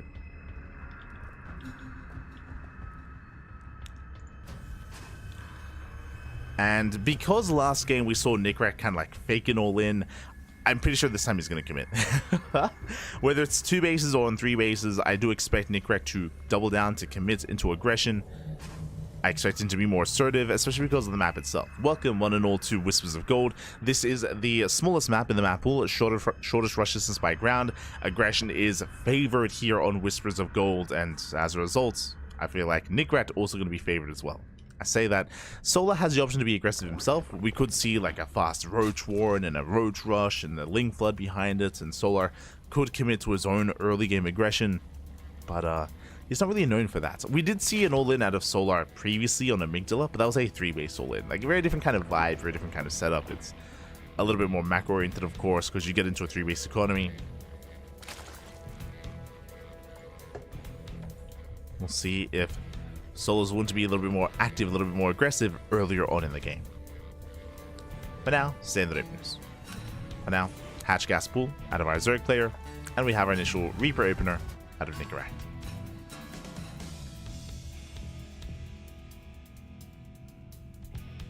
It does move out.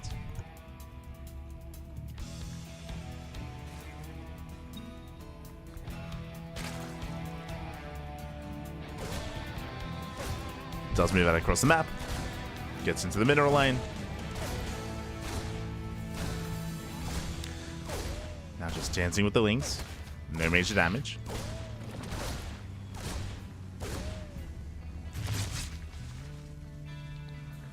Now gonna be zoned away. 3rd base on the way for Solar, and really our eyes are on what comes after this factory. Do we go for a 3rd CC? Do we go for a starport? What do you have for us? What do you got? As there it is, 1-1-1. Okay, So 3 games in a row. 3 games in a row, we have seen a 1-1-1 out of Nickrat. A game, the first time we saw this, it did lead into a big 2-base all-in. The second time we saw this last game, it led into a delayed third TC, kind of like a fake-out 2-base all-in. This time, I'm expecting him to commit. I'm ready here for extra axes. Meanwhile, that's a Ling Flood. Oh my god! Solar is going for 18 Lings behind this. Jesus, is going for a lot of aggression here. Should be moving out across the map momentarily. Back at home, Nickrat, though, he's massing up his Hellions as we speak. He's getting a second wave of Hellions going from 2 up to 4. We'll see if that's going to be enough. Now, Solar, he is droning up, but still very committed. His goal here to get economic damage here at the natural. The first 2 Hellions are out of position. He does miss the move out. But there are 2 Hellions back at him to defend. Don't get surrounded. Ooh, as they do spot the Lings. So far, good kiting, but Lings, they bust into the mineral line. SCVs are still going down. Well, this is getting out of hand. 7 SCV kills. 7 workers fall. Nickrat, he's racing back home. 8 workers falling. Gonna get up to 9. And 9 SCV kills. From here, Nickrat should be able to defend. Again, this is brutal damage. And Nickrat is going to be forced even more all-in. As the deeper goes down, Nickrat working towards a stim timing. But he is slowed down here as he lost 10 workers. Aye. From here, Solar can just drone. He can just chill, he can just drone up, he can just saturate. Now, once again, there is a world, if Solar is too greedy, if Solar takes his gases, double evo chamber, infestation pit, a hydroden, 4th base. If Solar is too greedy, then Nickrat can kill him. That's only if Solar's greedy. And we see a safety Roach Horn. Roach Horn's on the way. This is to be safe.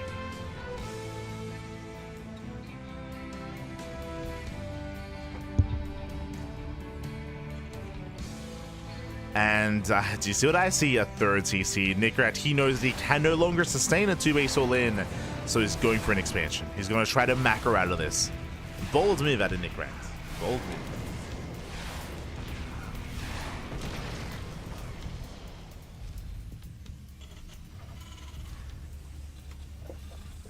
It's not going to be easy to pull this off.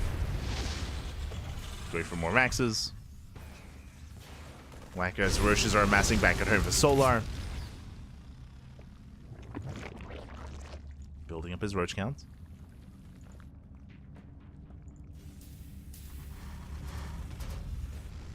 Nickrat being active. I mean, there's a chance he can get into a mineral line. True. But for now, Solar is keeping up with those rotations. And Nickrat, he's mainly just a 9 creep. So far, at least. Double eBays on the way, extra maxes. Again, it's going to be an uphill battle here for Nickrat.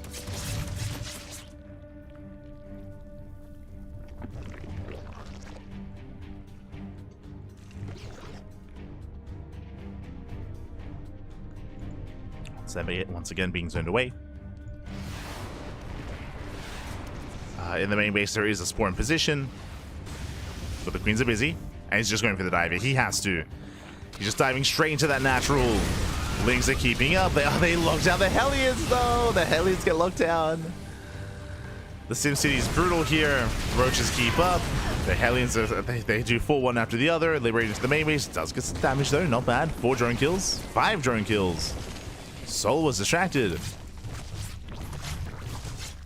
And Nickrat does get 5 kills in the main base. That is okay. Doesn't make up for the dead Hellions, though. Unfortunately, looking at the Unisol stab here, 6 Hellions went down for 5 drones. So still not too worth it here for Nickrat. And Solar is gearing up. Solar, he's made his decision. What do we see? We see a 4th base. Do we see saturation? No. No saturation here. We have 5 overlords on the way. And Solar, he's going for a push. This is just like on Amygdala. He's going for his own 3-base all-in. He's cutting workers at 68. That is just barely above 3-base saturation. But there's no other tech. There's no infestation bit, no hydrogen, no hive, no further upgrades. Just purely Roach Ravager on 3-base economy. And Nickrat is vulnerable. He's vulnerable right now. This is why Solar's going for this build, because he knows that Nickrat is behind. He knows that Nickrat has to cut corners. and that he shouldn't be ready for this push. And here comes Solar. Takes down the first tank. Gets one. Gets two. There's one tank left on the high ground. Marines are coming from behind. Oof. Good friendly fire. Solar does by himself, but regardless, he's pushing through that defensive wall. And he breaks through the wall, pushing in towards the natural. Ooh, piles a connect. There was a changeling. Changeling provided high ground vision, and GG gets called. Solar, he will claim the series 3-1. Will advance on into the next round. GG. GG, well played. Cheeky moved this game out of Solar. If you remember, Solar, he went for a Link Flood. He went for a big Link Flood early on, was able to catch Nickrat with his pants down, was able to get so many SCV kills at the natural, and that did give Solar a massive lead, a massive advantage. Likewise, because of all that damage, Nickrat, he was forced to expand. He made the decision that he could no longer commit, and he could never pull off a 2-base solo. He just didn't really have the economy for it, so he had to try to play out a later game, and he was shut down in doing so. Again, it's just a really rough position for Nickrat, and it was damned if you do and damned if you don't. It was just a rough position in general there, and GG. Solar, he will claim the series, will advance on to face off against Shin in the next round. GG.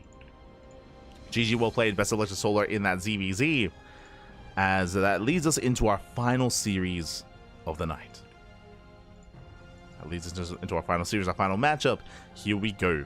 It is going to be a Terran versus Protoss matchup instead. Also, very quickly, big shout out to Nickrat, because even though Nickrat, he's knocked out of the tournament, he did very well for himself, right? He was able to make a series out of this against Solar, and he also defeated Wayne, who, again, I rate quite highly. So, Nickrat, he did very well here in this tournament, took down some big names, and there's no shame in going down to a player like Solar whatsoever. So, GG, well played, is knocked out, is eliminated, and that leads us into this final Terran versus Protoss best of 5.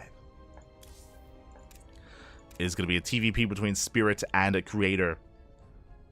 And this is a hard one to call. In a lot of these matchups, we've already had a favorite player, right? It's like NightMare was favored against Arcfire. We had, of course, MaNa being favored, Solar being favored. Here, I would say that the skill level between Spirit and Creator is very close. I would say it's very, very close right now. Considering that Spirit is a little bit more in form, he has been on that grind and has been playing quite a bit, and when it comes to these online events, and has been very active as a player. Meanwhile, Creator, less so. Creator, he took some time off. He took some time off in December.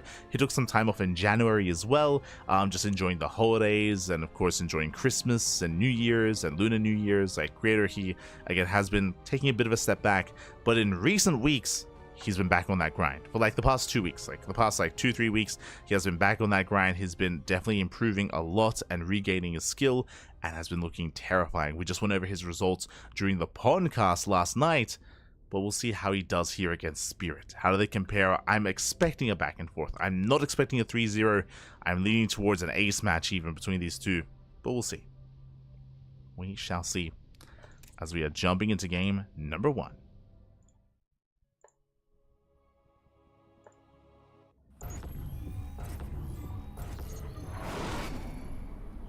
Catching up.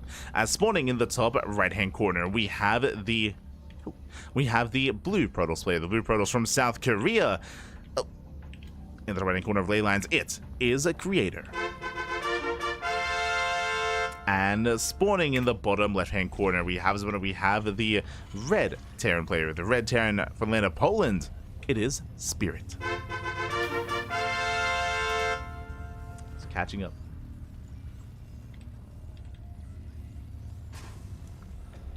We go.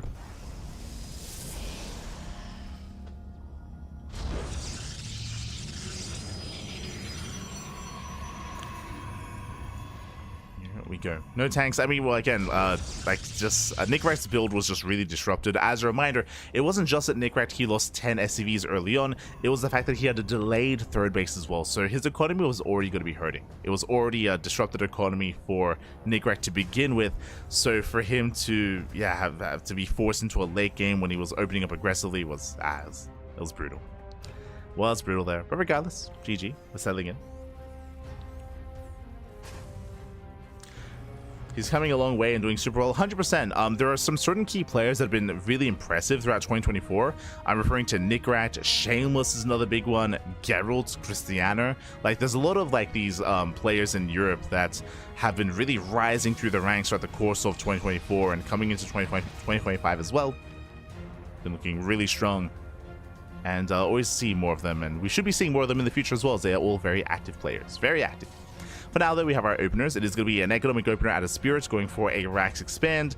Single Gas Geyser out of our Terran player. Meanwhile, standard opener out of Creator as well. Now, as we settle into this, Creator, he can be aggressive. He's a bit of a gateway man, to be honest. He's very much so enjoys kind of embracing that swarm toss style of mass gateway army. Very often we see Twilight Council play out of Creator as well, but he does like to vary it up from time to time. So we'll see if he does break the mold and at some point incorporate Stargate play or Robo play as well. We'll keep an eye on Creator. Keep an eye on him. For the most part, he does typically play more mid to late game oriented though. Not the most cheesiest of players amongst the Koreans. Like, when I think of more aggressive Protoss players in Korea, I think of Hero, I think of Classic, I think of even NightMare as well. Creator lesser.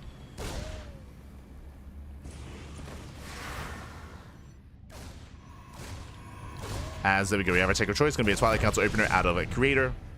Spirit dips in, gets a probe. Does get a probe.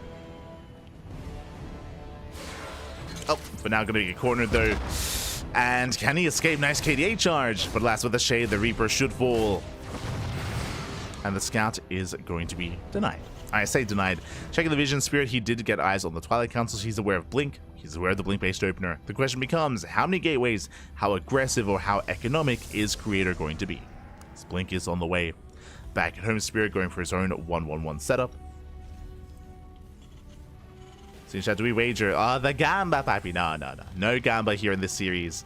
As a reminder, this is a replay cast. This is a replay cast, so because of that, there is no predictions for these matches.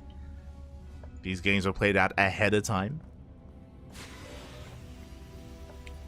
This Creator is going to be threatening a shade. Does threaten a shade. Extra gateways are on the way. So far, it's going to be a 3. No, never mind. A 4-gate setup. Let's go. 4-gate Blink. It's been a while, I'll be honest. Like, even Max Packs rarely goes 4-gate Blink nowadays. We see a lot of 3-gate play out of him instead. I mean, maybe because Clem is so used to defending against 4-gate Blink, it's possible. But hyper aggression here from Creator. The gateways are on the way, waiting for his Warp Prism. Meanwhile, the Hellion gets a free Scout. Spirit sees everything. Oh my god. Spirit, he sees all, he knows all. As he doesn't get eyes on the extra gateway in the main, so he sees 3 gates. He sees 2 at the natural, he sees 1 in the main base. He barely didn't see the 4th gateway. Regardless, seeing 3 gates is enough to force a reaction, and we should be seeing some SimCity back at home and tank production as well. I will say that this SimCity is a little bit exposed here. It's very close to the edge of the main, which is a little bit concerning. Usually we throw down the production a little bit closer here towards the left-hand side instead, and that is a very fast 3rd CC. Spirit's being greedy. Spirit's being very greedy here, rushing to a 3rd CC. This does delay tank production. This does mean that Spirit, he's vulnerable. He's going to be vulnerable back at home. Moving out with a Mind Drop. Prism moves out. And we'll see if Spirit can get some damage done before Creator gets across the map. Oh boy. When Mind Drop is set, first tank has arrived. I mean, he is fully walling up, true. He's fully walling up this location. Will protect the CC. Double bunker at the Jesus. Double bunker at the natural. Take this very seriously. Winterminds have arrived, but Creator, he pulls away in time. So far, defending well. Losing 1 probe so far. Losing 1 worker. Should be losing a 2nd. And again, Creator, he's getting ready here for his dive. But these Widowmines, they've bought time. They've bought time, and now we have 2 tanks set up in the main. Now, there is still potential to get behind the main base and get within range of the gas geysers. Creator, he pokes in. Uh-oh. He wants the add-ons. He will take down the Tech Lab. The Tech Lab goes down. Tank flow is going up, but now he wants Stim, and he's going to get it as well. Massive pickoffs again. This production was a little bit too exposed. Deny stim, containing spirit, but he will not break into the base. The tanks, they hold the line. They do hold the line. Stalkers are coming back in. Denying more add-ons, forcing back the production. Yeah, has to be forced. A couple of hexes to the left. There we go. As the SimCity is repositioning. But so far, good damage here by Creator. Nothing too great. It's like he's not doing any critical damage, I should say, but damage nonetheless.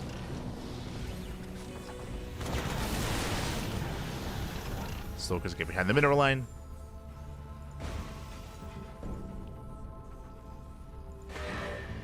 So Creator does rotate.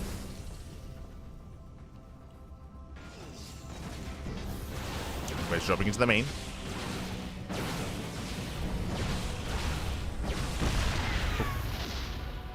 Catching the depot. Again, good pickups. In this kind of game state, it's all about Creator just containing the Terran and delaying the third base for as long as possible. It's all about delaying the third, taking his own. So Creator, he's expanding, getting his own third base. Storm is almost done. High Templar amassing, charge on light behind this. Catching up in chat, how do you know it would be Blink? Why not Glaive or Charge or DT? Glaives are not really an opener in this matchup. They're very niche and they don't really scale well, even in the early game. So when you scout something like a Twilight Council opener, you know immediately it shouldn't be Glaives. Like at this level of play, I should say. Charge, likewise, isn't really a thing either. There is an all-in that you can go for with Charge, but if you were to do so, there would be no gases at the natural. Like it's again just really unorthodox. It's just not really seen too often. So with the Twilight Council opener, you can at this level safely assume it's going to be Blink. Something that is slightly more common is Proxy DT. So you could see a Twilight Council opener Blink and then a Dark Shrine hidden across the map. That is something that we see a little bit more frequently, and that is something you have to be wary of. But even then, all you need is scans, right? And we have a safety turret anyway. Like safety turret, scans, and you'll be fine against that. So it is safer to make the assumption. Oh, meanwhile, nice catch. Gets one, gets two medevacs. Two medevacs go down. Oh, massive storm here on top of the tanks. One tank does fall. Good engage here from Creator. As one Archon's going to be going down, and Creator, he's fighting out of range of the tanks. The Bio Army, oh my god, the storms are brutal. And the tanks are a little bit too far behind. Creator, he takes the fight. He shuts down Spirits. And he just ignores the tanks. He's like, you know what? You can keep this area to yourself. I'm just move in. I would just hit the third. And Spirit, he's out of position. Third base under fire. Reinforcements coming in. Oh, nice time with the Immortal. Another storm popping up. Prism goes down. Yeah, Creator overextending a little bit here, but he does get into the mineral line. And he dives on the tanks. He blinks in. He gets one. Oh, he's going to get all three. Barely not. He gets punished for it. Creator pulls away. He does plummet in supply. A nice trade here from Spirit. Again, the Mass Marauder. This Mass Marauder punished the Stalkers so heavily. But what about the economy? The economy down 23 SCVs, but still has a terrifying army, and he's pushing. He's moving out. And Creator, what does he have at him to defend? No shield battery. No shield battery. There's an Immortal, a couple of Zealots. It's not going to be an easy hold here for Creator. Again, he had a really strong start to the fight, but towards the end, he lost every single Stalker. That was 10 Stalkers going down. 3 Stalkers left. Hits the mineral line. Here comes the main push. And we're going for a Doom Drop. Doom Drop into the main base.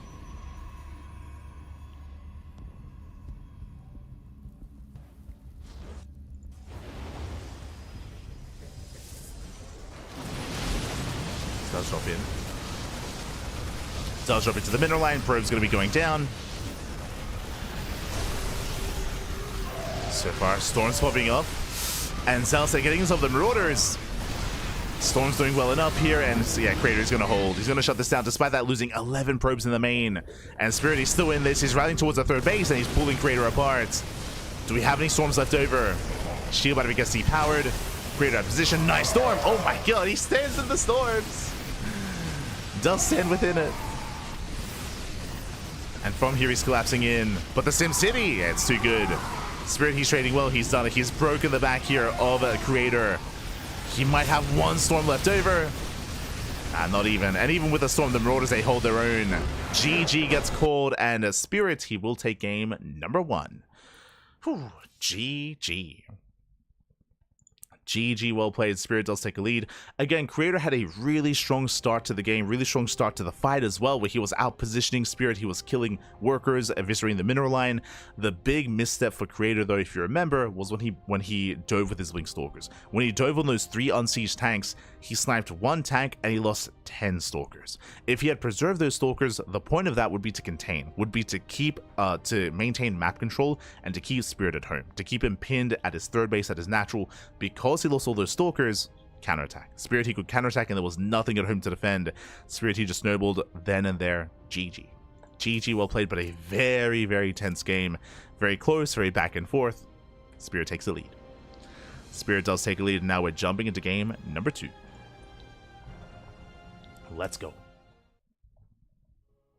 I wonder if there's a guide to explain how to read information you get from scouting Protoss. Yeah, I mean, for the most part, like, there are certain tells that you can go for, but at the same time, like, metagaming is definitely a thing, where there are certain things that you can just rule out because they're honestly never seen. So you can, like, the previous comment was talking about, like Charge or Glaive Adept Opener. That is almost never seen at the pro level, so you can just already kind of, like, write that off. Like, you see a Twilight Council, you assume Blink Stalkers, sort of thing. Which is why something like DTs can catch a player off guard. It was like, I think it was in November or December, we saw Geralt actually defeat Bjorn by doing that, where he faked Blink and he went DT and was able to catch Bjorn off guard. So that does happen. It does happen.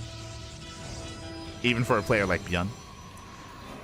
But here we go, we're getting into our next game, and spawning in the top right hand corner of Ultra Love, we have the South Korean Protoss player, the Blue Protoss, representing himself, currently teamless down in the series. We'll see if he can bounce back. It is Creator. And spawning in the bottom left-hand corner, we have his opponent. We have the Polish Terran player, the Red Terran, leading the series 1-0. It is Spirit. And Spirit, he does open up with the eBay block, hoping to force the unnatural natural. Creator, he has to pull the boys. And already a decent start here from Spirit, but Creator, he will not be forced to expand elsewhere. Whew. So for those that are curious, if Creator hadn't seen this ahead of time, then this eBay would have been up to 99% complete. There's a cancellation, and we would have forced Creator to expand at the 3rd location instead, which is very difficult to defend, very difficult to hold on to. Thankfully, Creator, he's able to pull the boys, shuts it down ahead of time, and can now freely take the natural. Natural is on the way. Spirit confirms, and back at home we have a Rax Expand economic opener out of Spirit. We can settle in. All in all here, it was a slightly better start for Spirit just because he did deny a lot of mining time. A lot of workers had to be pulled to deal with that eBay. So not a bad start for Spirit. From here though, we're settling in.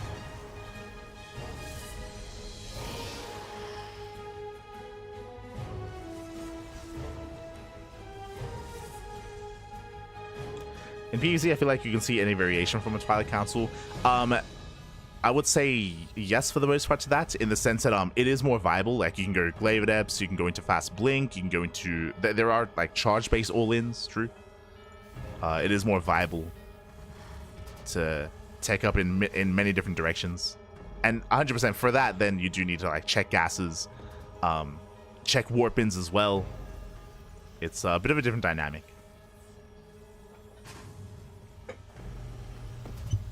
Like, if you're able to catch, like, warp-ins and see what your opponent's reinforcing with, and that can kind of, like, lead you in the right direction.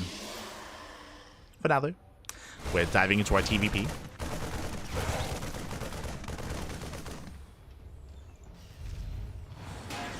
So far, going to be a 1-1-1.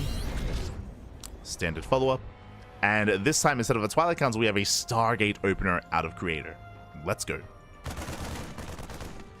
Okay, it was a very clutch game 1, but now we're getting into game 2. Stargate opener leads into typically Oracle or Phoenix. We'll see which one we embrace. Going to be a Phoenix opener here out of Creator.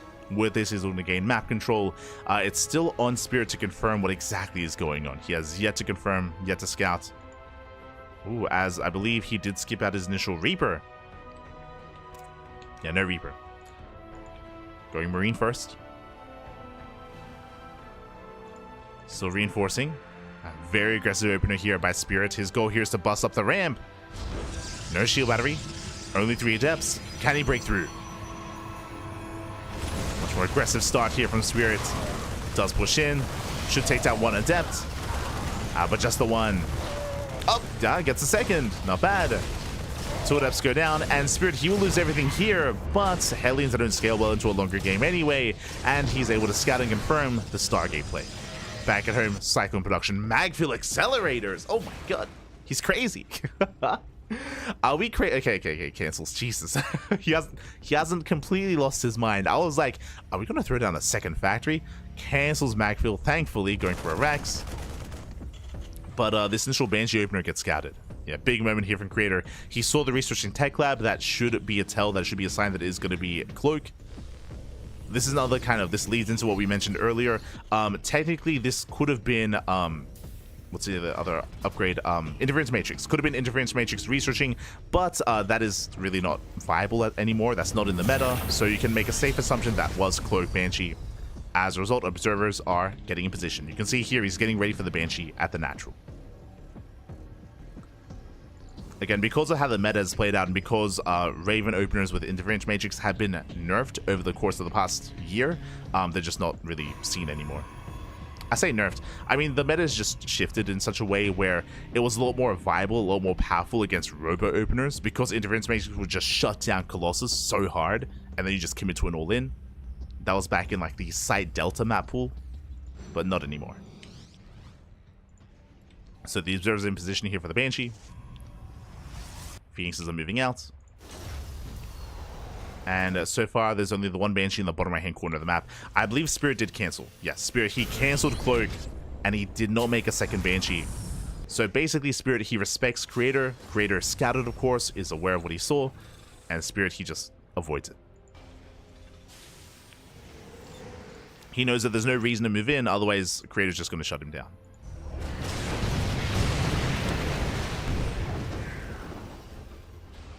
Creator would just shut him down. Spirit is zoning away those Phoenixes. Behind this going Phoenix Colossus, a much more standard composition here, or much more old school, I should say. Going Phoenix Colossus. This is something that you don't really see too often anymore. More of a rare sight. I mean, in general, like, Phoenix openers as well are very out of fashion. Is considered to be a little bit more unsafe. But so far, Creator, he's maintaining himself. Spirit moves out. Establishing his third base. And we're entering the mid-game. And again, this was a faster third CC from Spirit. So far, looking solid economically. Building up his upgrades, soon to be active across the map. Getting to Stim, Combat Shields, +1.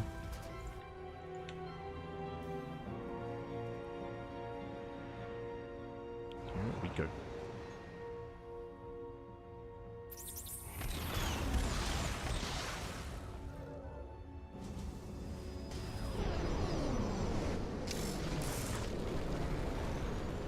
Oh.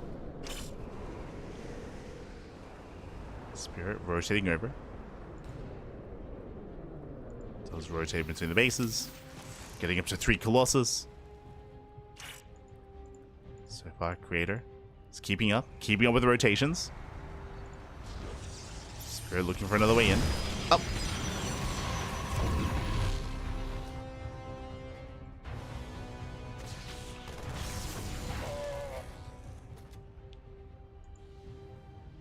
As the armies do posture, we can see Creator now taking up, going for more splash damage. He has his Colossus now working towards Storm. Oof. We'll take a mind shot to the face. Aye. But Storm is on the horizon. We have +1 air attack on the way, and Creator, he's continuing Phoenix production. Let's go. Yeah, massing up Phoenixes here in between his bases. Something you don't really see too often anymore. Okay, let's go. Got eyes on the main army.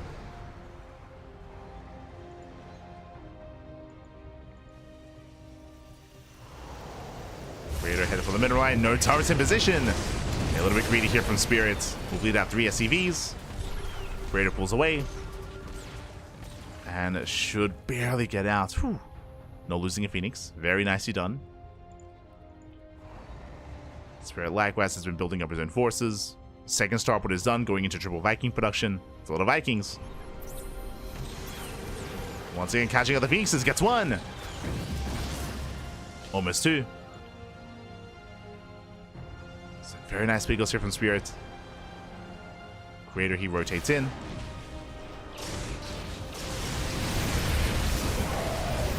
Oh, diving on the main army. And he does catch out most of these Marauders. The Colossus, they do just so much in the back line. And Creator, he shuts down the main force. Breaks through. And Spirit, unfortunately, the Vikings are all busy with the Phoenixes. Colossus, they just got so much free damage on the main army. Oh, gonna be forced back though. Phoenix count gets reset. And no more Phoenixes. Limited anti-air as well. And the Vikings, they reign supreme. They shut down the first Colossus, the Prism as well. Speed goes here from Spirit. Stimming on forward, takes down another Colossus. And can he get the final one? Barely not. Whew. Final Colossus will survive. Again, Phoenix count was completely reset. And that was a better trade for Spirit. As there's only one Colossus remaining. Oh no! Oh my god, so close. One more volley, he gets it. No more splash damage. Just Zealot Immortal. And the one Archon. Spirit trading well, kites back. Boys are being pulled. Does he have enough to hold on? And Creator breaking through the defensive line. More Zealots have arrived. It looks like it's just too much. Yeah, too much to handle. GG gets called. 21 SCVs go down. And Creator, he does break through. We'll tab the series 1-1. Whew. GG. GG, well played. Spirit did well towards the end, sniping every single Colossus, but at a cost. If you remember, in the lead up to getting all those Colossi, the three Colossus were doing so much damage to the Bio army, taking down so many of those Marines. There was barely a standing army left there for Spirits, and in the end, the Colossus, they did their job. They did their job. Was enough to break through. GG. Oh my god. GG, well played. We have a tied series. We're getting into game 3. We have it back and forth. That's all we wanted. That's all we wanted. There's no 3-0. Not here. Not in the final best of 5. And game 3 is going to be on Frostline. Interesting. One of the larger maps in the map pool. Just calming things down. One of the larger maps. Frostline is an interesting one just because it has very indefendable bases. I'm referring to the 3rd and 4th base. These bases, they're so difficult to hold on to, so difficult to defend, especially in a longer game state. Whoever has momentum, whoever has map control, should be favored coming into this, but we'll see. We'll see who's going to be the initial aggressor here. As spawning in the bottom left-hand corner of Frostline, we have our South Korean Protoss player, our blue Protoss, representing himself, currently teamless. It is a Creator. And spawning in the top right-hand corner, we have his opponents. We have the red Terran player, Berlin, Poland. Being forced into a tied series, going for the proxy. Let's go! It is Spirit. Let's go. As SCVs are moving out, and we are opening up with some proxy Raxes. Here we go. And we'll see if Creator scouts. We'll see if he does check the 3rd base location. As the Raxes are on the way. But now Creator, oh, he's checking. Let's go. No shot. He checks. He goes straight for the 3rd. And it looks like, no shot. And it looks like he will barely miss. I mean, he misses for now, but now with the rotation, he should confirm. There we go. He gets eyes on the Raxes, fully aware what's going on, and he will be able to shut this down. Whew. As the probe is already on that SCV. Looking to delay, looking to disrupt. A 2nd worker has arrived. Oh, a little bit of miscontrol. Some awkward micro here with the workers, though. But extra probes have arrived, and one SCV is going to be zoned away, and only one Rax will finish. Whew. Only one Rax. Another SCV gets sent out. Spirit, he's trying to commit. He's not backing off. As he is going to be forced back. Marine production has begun. Remember, gas is just now being taken. And this 2nd Rax will complete. Will complete. Creator, he has to back off. Behind this for Zealots on the way. Cybercore in production. And we're turning this into Proxy Marauder. As we have that initial tech lab. Okay, Spirit. He's still in this. He can still try to pull this off, but the Zealot has arrived. The bunker should be denied. There's a cancel. So cancel on the bunker. Yo, shout out to Infinity in the chat. God, thank you so much for the gifted subs. To Mr. Dingleberry. Oh my god. Thank you. We appreciate the support in the chat. We appreciate it. It's thanks to support that we're able to do this on a regular basis, of course. I mean, we cast more often than any other caster out there in StarCraft. We have the quantity. We have a little bit of the quality. All the casting. As is our first broadcast of the day, we're going to be live in a couple of hours with Lily Cup thereafter. We'll get there. We'll talk about it. Until then, though, the Marauders have arrived. No concussive shell. Finishing up in a couple of seconds. Marines are going to be targeted down. Nice pick goes here from Creator. He gets 2. Takes down 2 Marines. Oh. Pulling back.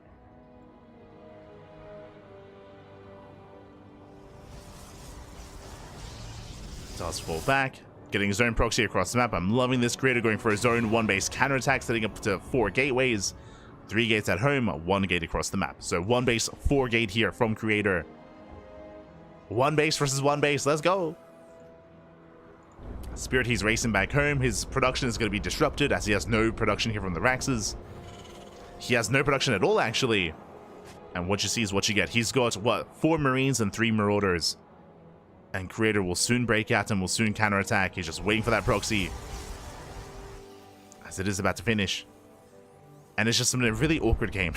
It was like a disrupted proxy Rax all in. Now trying to expand and deviate out of this. Bunker will finish.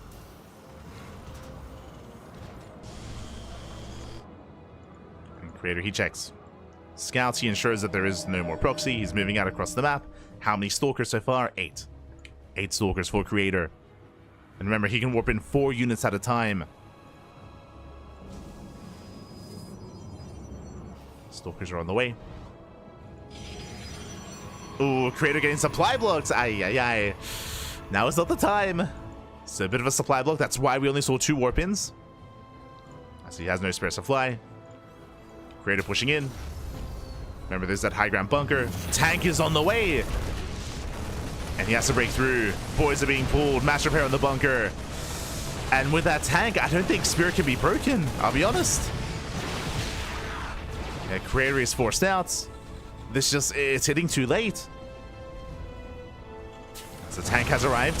Oof. Massive shot going off. Takes down 1 Stalker, takes down 2. Creator trying to force his way in, but he's going to lose everything here. Massive shots going off. And Spirit, he will not be broken. And Creator, he just overcommitted. He overcommitted. Now he's expanding. It's a late expansion. And now Spirit up to 2 tanks.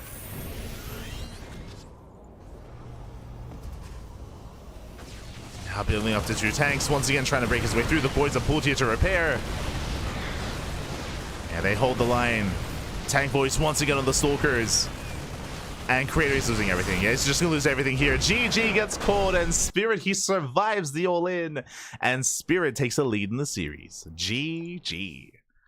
Whew. GG, well played. Again, Creator, he did deflect. He did survive the initial proxy from Spirit. He turned it into his own counter 1-base all-in. But again, it took a little bit too long to really get going. Once Spirit got that first tank up and running, he was safe. He was safe. He was secure. There was no way for Creator to really break through.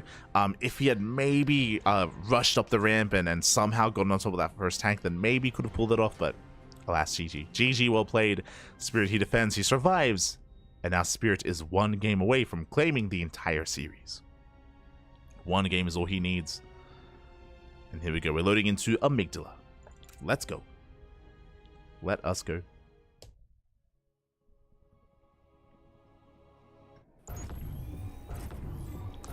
4-gate probably can break this. If there wasn't a tank, then I do believe so. But again, like, it wasn't just a tank. To be fair, right? It was a tank. It was the Sim City. It was a full wall. Every time the Stalkers tried to push up, we had plenty of boys being pulled to repair. And once we got the second tank, I mean, it was over. It was over then and there. But here we go. We're getting into our next game and spawning in the bottom left-hand corner of Amygdala. We have the blue Protoss player. The blue Protoss down in the down in the series 1-2. We'll see if we can bring it back to the ace match. The pressure is on. It is Creator.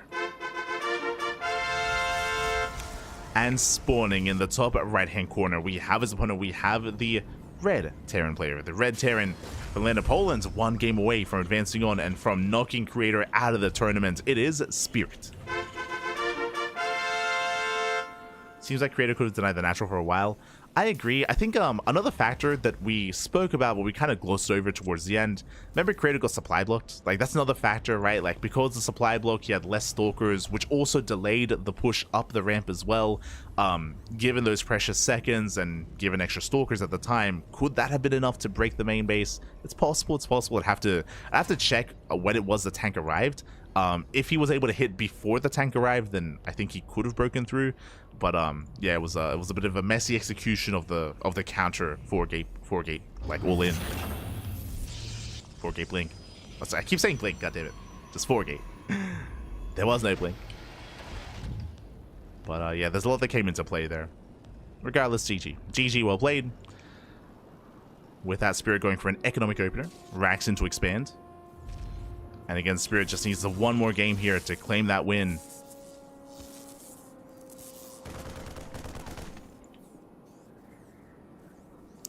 Pressure is on. Cybercore is finishing up. We'll soon get into our tech of choice. We've already seen Creator go for both. We've seen Blink base play. We've seen Stargate into Phoenix. We saw that on Ultra level, of course. We saw Blink on ley lines. I still think that Creator was in a really good position on ley lines as well. Just yeah, just misjudging kind of how vulnerable his opponent was. Here we go. Thank you for you do. Oh, thank you, Peanut Butter Jesus. Thank you. Thank you. Always, always. Gracias, gracias. Do appreciate it. So there's going to be a Twilight Council opener. Okay. Have our tech. Twilight Council into Blink. The question becomes, how many gateways? Are we going to see 2-gate Blink, 3-gate Blink, or 4-gate Blink Stalker? As a reminder, in Game 1, it was 4-gate Blink, just hyper aggression and Creator. He was able to pick up some key add-ons. He was able to delay tank production. He was able to deny stim.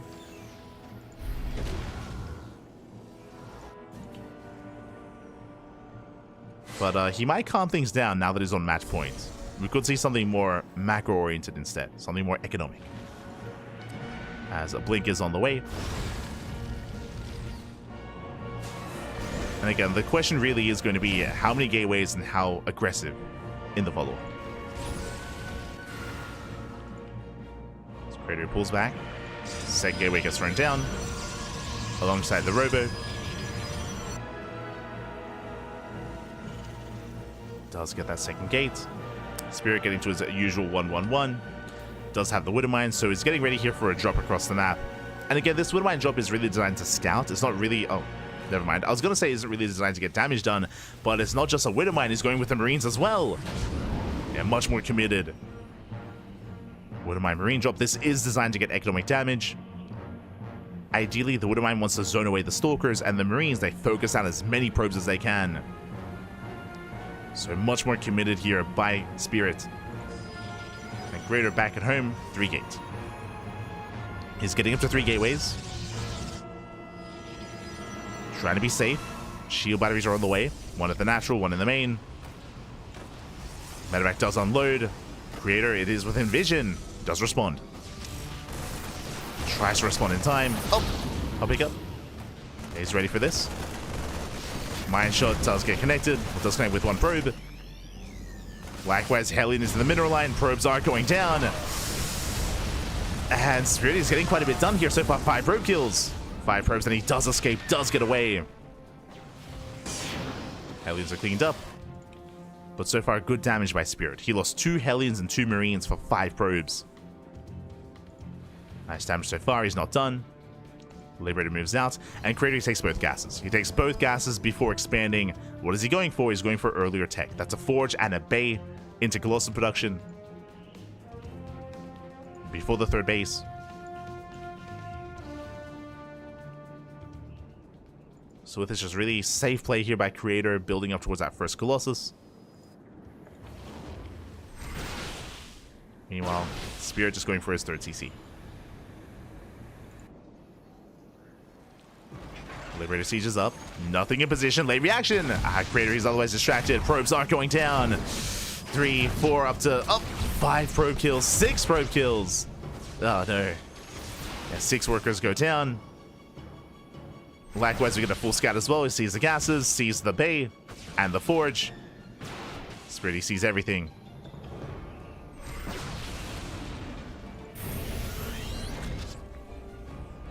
Back at home, just gearing up. Getting to his reactor. Tank production building up as well. And so far, Spirit is in a better position. He is in a better position here. There's some great economic damage from here, getting to a 3rd base, into his bio. Now he knows to eventually prioritize Viking production as well. He knows it's not going to be Storm, for example. It's going to be Colossus.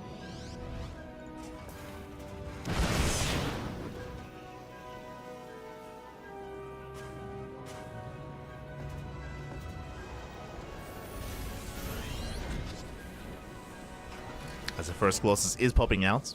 And again, this would keep creators safe against something like a bio-heavy composition or a bio-heavy push early on. But Spirit, he already knows that there's going to be Colossus. He knows what his opponent has, scans, he confirms saturation.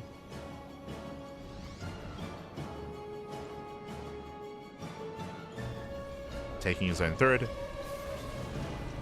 And we'll see if he can break out. Oh! As he does try to sneak up on the army. Likewise, auto harassing the natural, or the 3rd. Tank is in position. Raven is in between the bases.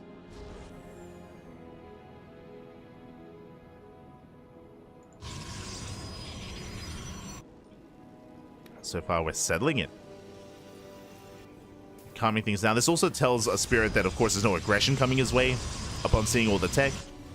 He knows he's safe. He knows that he could have broken out earlier. Usually, a Terran player would wait until Stim before they expand, but Spirit could be greedy here. Like, he knew that he could get away with it. And now we see Creator taking up even further. We have the Temple Archives on the way. That's going to be for Archons, for Storm. But here comes the first push. And it is spotted by the Observer. Creator, he sees it coming. It's on Creator to slow it down. As the upgrades are lined up. It's going to be 4 tanks with the cheese. It's going to be 4 tanks with this army. It's terrifying. Oh, nice force field. Slows down one of the tanks. First tank does go down. No shot. Does get it. Whew. Towards the end. Takes down the tank for a Stalker.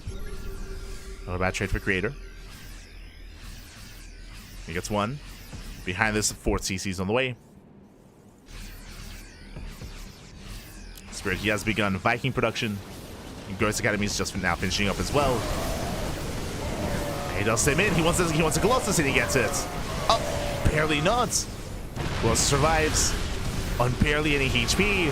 Creator, he's holding on, takes down the tanks. Gets 1, gets 2, and he's going to get all 3. Oh my god. And Creator, he does hold on. Barely doesn't get the medevac, but does survive. Cleans up the army. Going for his own counterattack. War Prism into the main. Now, Creator did lose 2 Colossus in that fight, but he's got a 2nd Robo on the way.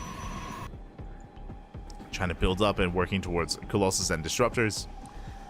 With the Templar Archives, I assumed it was going to be Storm, but no, it's just Archons. Just Archons into a more Robo-heavy composition. For the time being.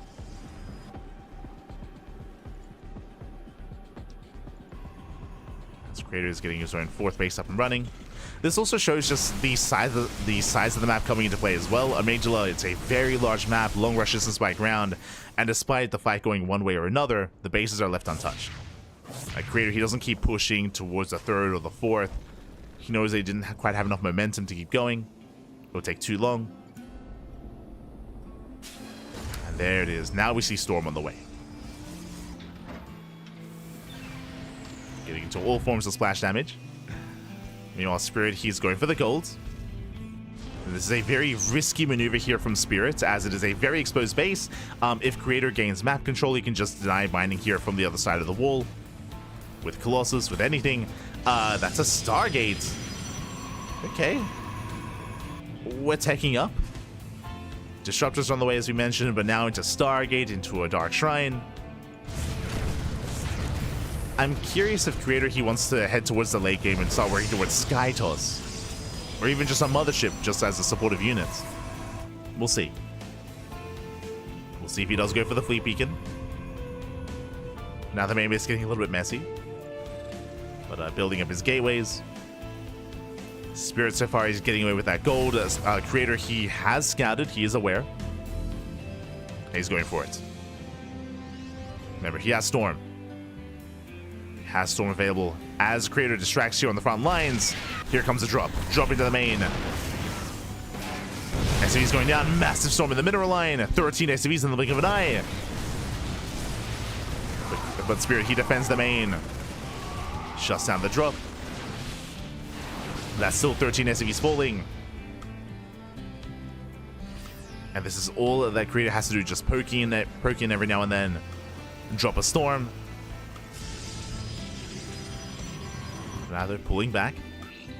And there it is, a Fleet Beacon. So Creator, he is trying to rush into Sky Toss. Bold move. He needs time. He needs time to get there. Into Tempest, into Carrier.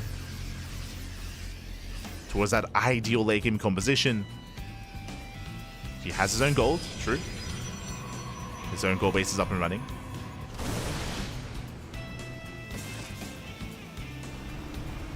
And we'll see if Creator can get away with it. So for now, both armies are maxing out.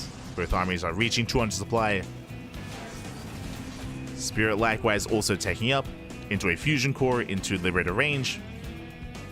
So Viking into Lib. Scans, spots the expansion.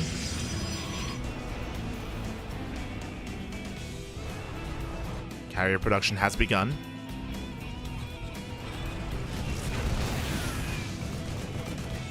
And Spirit, he's yet to scout.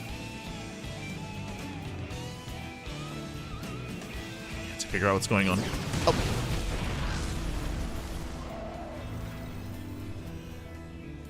Spirit, he's just securing himself, throwing down turrets, bunkers, sensor towers, securing his 4-base economy, which is solid. But if he knew what was coming, what should we see? More starports. We should be seeing more starports. Getting ready for a greater Viking army. As Creator, he's making 2 carriers at a time. Sorry, 3 carriers at a time. The scan! He sees. He knows. Whew. There it is. Second starport. Sorry, second starport is done. Third starport is on the way. Is in production. And we're focusing on ship weapons. On ship upgrades. So big member of Spirit, now he knows. He knows what's going on. Nice spread, avoids the Novas. Leaves out a couple of Marauders. But the southern base is going to go down. Creator, he has to back off. He cannot contest this. Likewise, a drop towards the top side. Cannons are done. But the army does unload. Takes down the first cannon. DTs warp in to defend. No scan. No scan yet. Takes down 2 disruptors. Spirit trying to pull Creator apart. EMP doesn't quite connect with the High Templar, but no Storm. Creator, he defends the northern base. And he's massing up more carrier. Behind this, we're making 5 Vikings at a time. Again, Spirit, he needs as much anti-air as possible. And it's so important that he was able to scout earlier. So now this will no longer be a surprise. It's not a surprise. Nuke, let's go! Going for the nukes! Nuke is on the way. Spirit, he rotates over towards the top base. The cannons were not replaced. They were not replenished. This base is exposed. DT's a scout. They spot the rotation. Creator, he responds with his own counterattack instead. He's like, you know what? You can take top left. I'm going for bottom right. So we're going for a pseudo base trade. Creator, he can always recall. He can always recall back home. There's nothing at home to defend. And Spirit, do we commit? Yeah, he's committing. He's stepping in. Let's go. Planetary's going to go down. Novas go up. Oh, massive connections. Vikings are trying to hold on back at home. We have the mass Viking building up. Spirit takes down top left, taking down center left as well. 2 bases falling. Snipes a High Templar, full of energy. Here comes that Sky Toss. Does move in. 3 carriers already going to... No shot. Took down 3 carriers. Already. There's 4 carriers left. Spirit keeps going for the gold. Gold bases are falling. Still making 6 Vikings at a time. And this Skytos army is not long for this world. Yeah, Spirit, he's got this. There's the recall. Depowers the robos even. Oh my god. Master Storm's popping up. Spirit has to retreat. Bit of friendly fire there at a creator. And Spirit, he races back. And behind this, what do we have? Creator, he's double expanding. Spirit, he's on a 1-base economy. Uh-oh. Spirit doesn't have much left over either. Doesn't have a bank. Creator supply blocks. But Creator's got 3 Colossus. This time he has a supportive army. 3 Colossus, 2 Disruptors, has a Storm. It's not easy to engage into. Spirit retaking that southern base. Planetary's up and running. DT waddles in. Spirit is the first to remax. And I'll be honest, all Spirit has to do here is deny the bases. Deny these southern expansions. If he can contain the Protoss, then Creator won't be able to sustain his losses. For now though, we're both building up. Spirit, he sees the bases. Creator going for the gold. Vikings, will they ever extend? 1 Viking goes down for a Colossus. Ah, not bad. Gets a Colossus, nuke towards the south. Let's go. He's going for the nukes. Creator, he notices. He does notice. Vikings are sharking for those carriers. He gets 1. Oh, gets 2. Massive pickups. How many Vikings does he have? 25. 25 Vikings. Nuke connects. Doesn't really kill many pros, but the Ghost does. Oh, Vikings, they spot the reinforcements.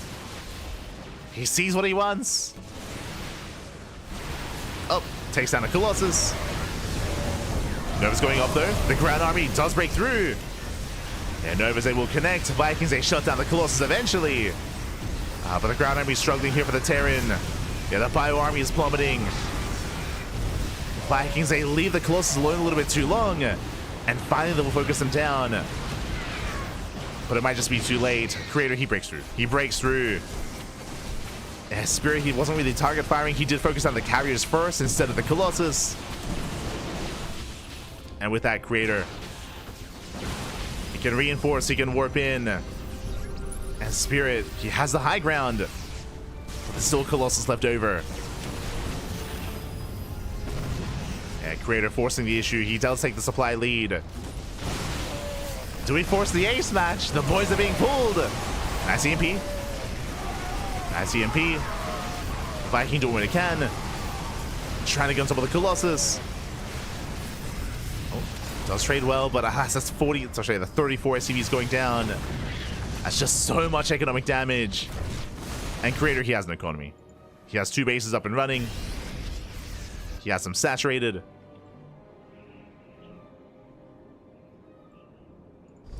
Spirit floating over, taking more bases, trying to sustain himself. Still very close.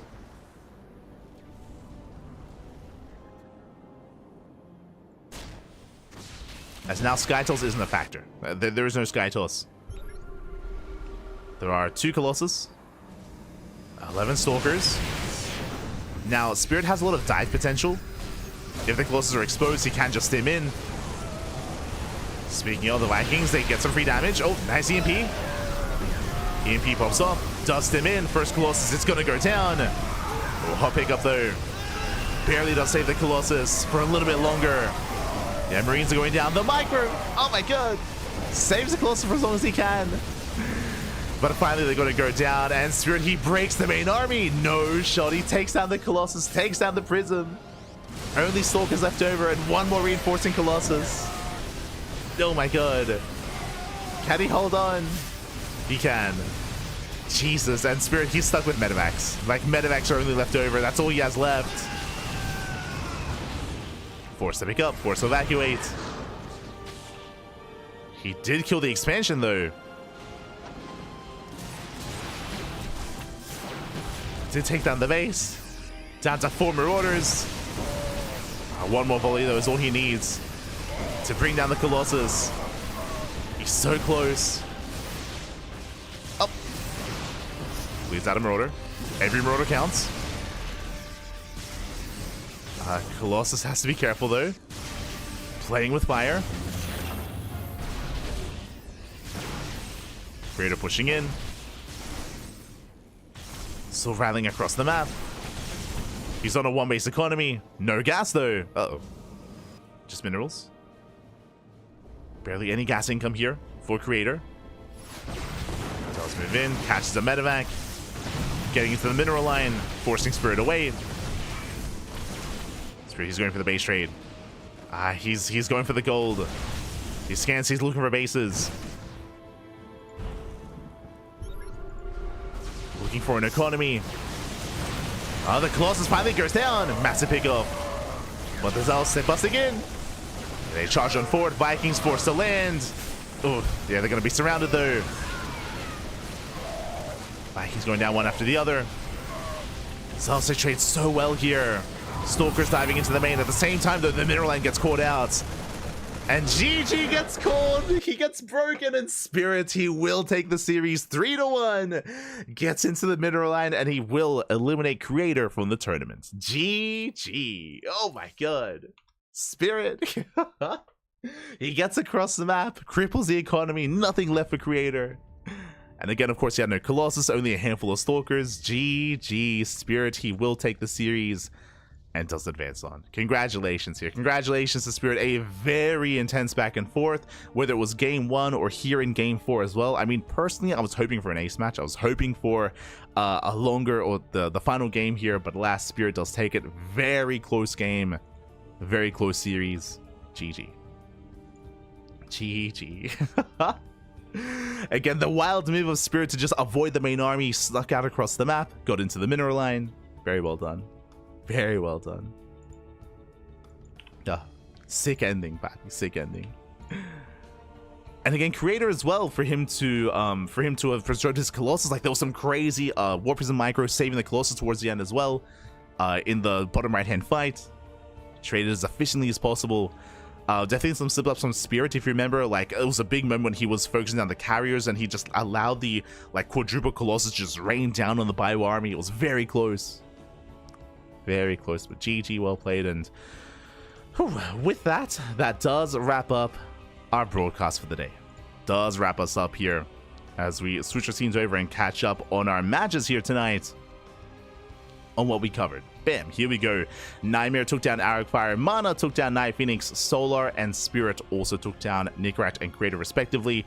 Again, we saved the best for last. Spirit versus Creator was very close. I mean, didn't quite go to the ace match, but regardless, really close games within that series. Do recommend the VODs. Likewise, NightMare versus Fire as well did stand out. We had a very fun, chaotic PvP between MaNa and Night Phoenix, and Solar versus Nicrat as well. A lot of fun. GG. GG, well played. It was a lot of fun. This was the lower bracket round 3. And let's catch up on the rest of the bracket here. Let's give us some greater context as to what's been going on. Again, it's a very large bracket. Bam. A lot to get into. Okay. Let's see if we can catch up from the top. So this is the upper bracket. The upper bracket is what we covered yesterday. We did cover Hero versus Skillus, Max Pax versus Cure. All those upper bracket matches were covered last night. But we're focusing here on the lower bracket. We just wrapped up the series, and next week we're going to be catching up on lower bracket round 4. So Solo took down Nicrat, and now he faces off against Shin in that lower bracket. MaNa took down Night Phoenix, going up against Christiana. Ooh, a bit of a nation war there. We do have some Polish on Polish action between Christiana and MaNa. Best of luck. Spirit takes down Creator. He advances on to face off against Cure in the next round in a TVT, and NightMare takes down Fire to face off against Skillus in a PvP. I just realized. Pure mirror matchups. Jesus. Purely mirror matchups in the lower bracket round 4. ZVZ, PvP, TVT, and another PvP at the end. So purely mirror matchups down here to get into those later rounds. When it comes to the upper brackets, can I scroll over? Hold on. I can't. Oh, there we go. We can scroll. It's a little bit scuffed. We got there. Okay, over on the right-hand side, you can see here we have Hero versus Max Packs. Hero versus Max Packs going to be taking place in the upper bracket round 4, and we have Geralt versus Clem also taking place in the upper bracket round 4 as well. Bjorn and Dark are also in this tournament. They have not played at all. They've been seeded very far into the event. This is because of how well they performed throughout the course of the year. So they got some very high seeds in this tournament. So Bjorn and Dark, they're still waiting for their opponents, but we have Hero, Max Packs, Geralt, and Clem facing off to get ready for them. Oh boy. And again, these are the matches that we're going to be covering next week. For those that are curious, these events, they are covered by replays. The players that play their matches ahead of time, and then they submit the replays, and wherever we are able to cover them. I believe Wardy has also been covering them as well. I believe Wardy was covering them initially, and we are catching up on these matches as well. So we're catching up on OSC Season 12. And there's a lot to get into. as you can see, there's a lot of matches, a lot to get into. It's a very big event, and all of these are best of 5s as well. They're purely best of 5s. A lot of StarCraft.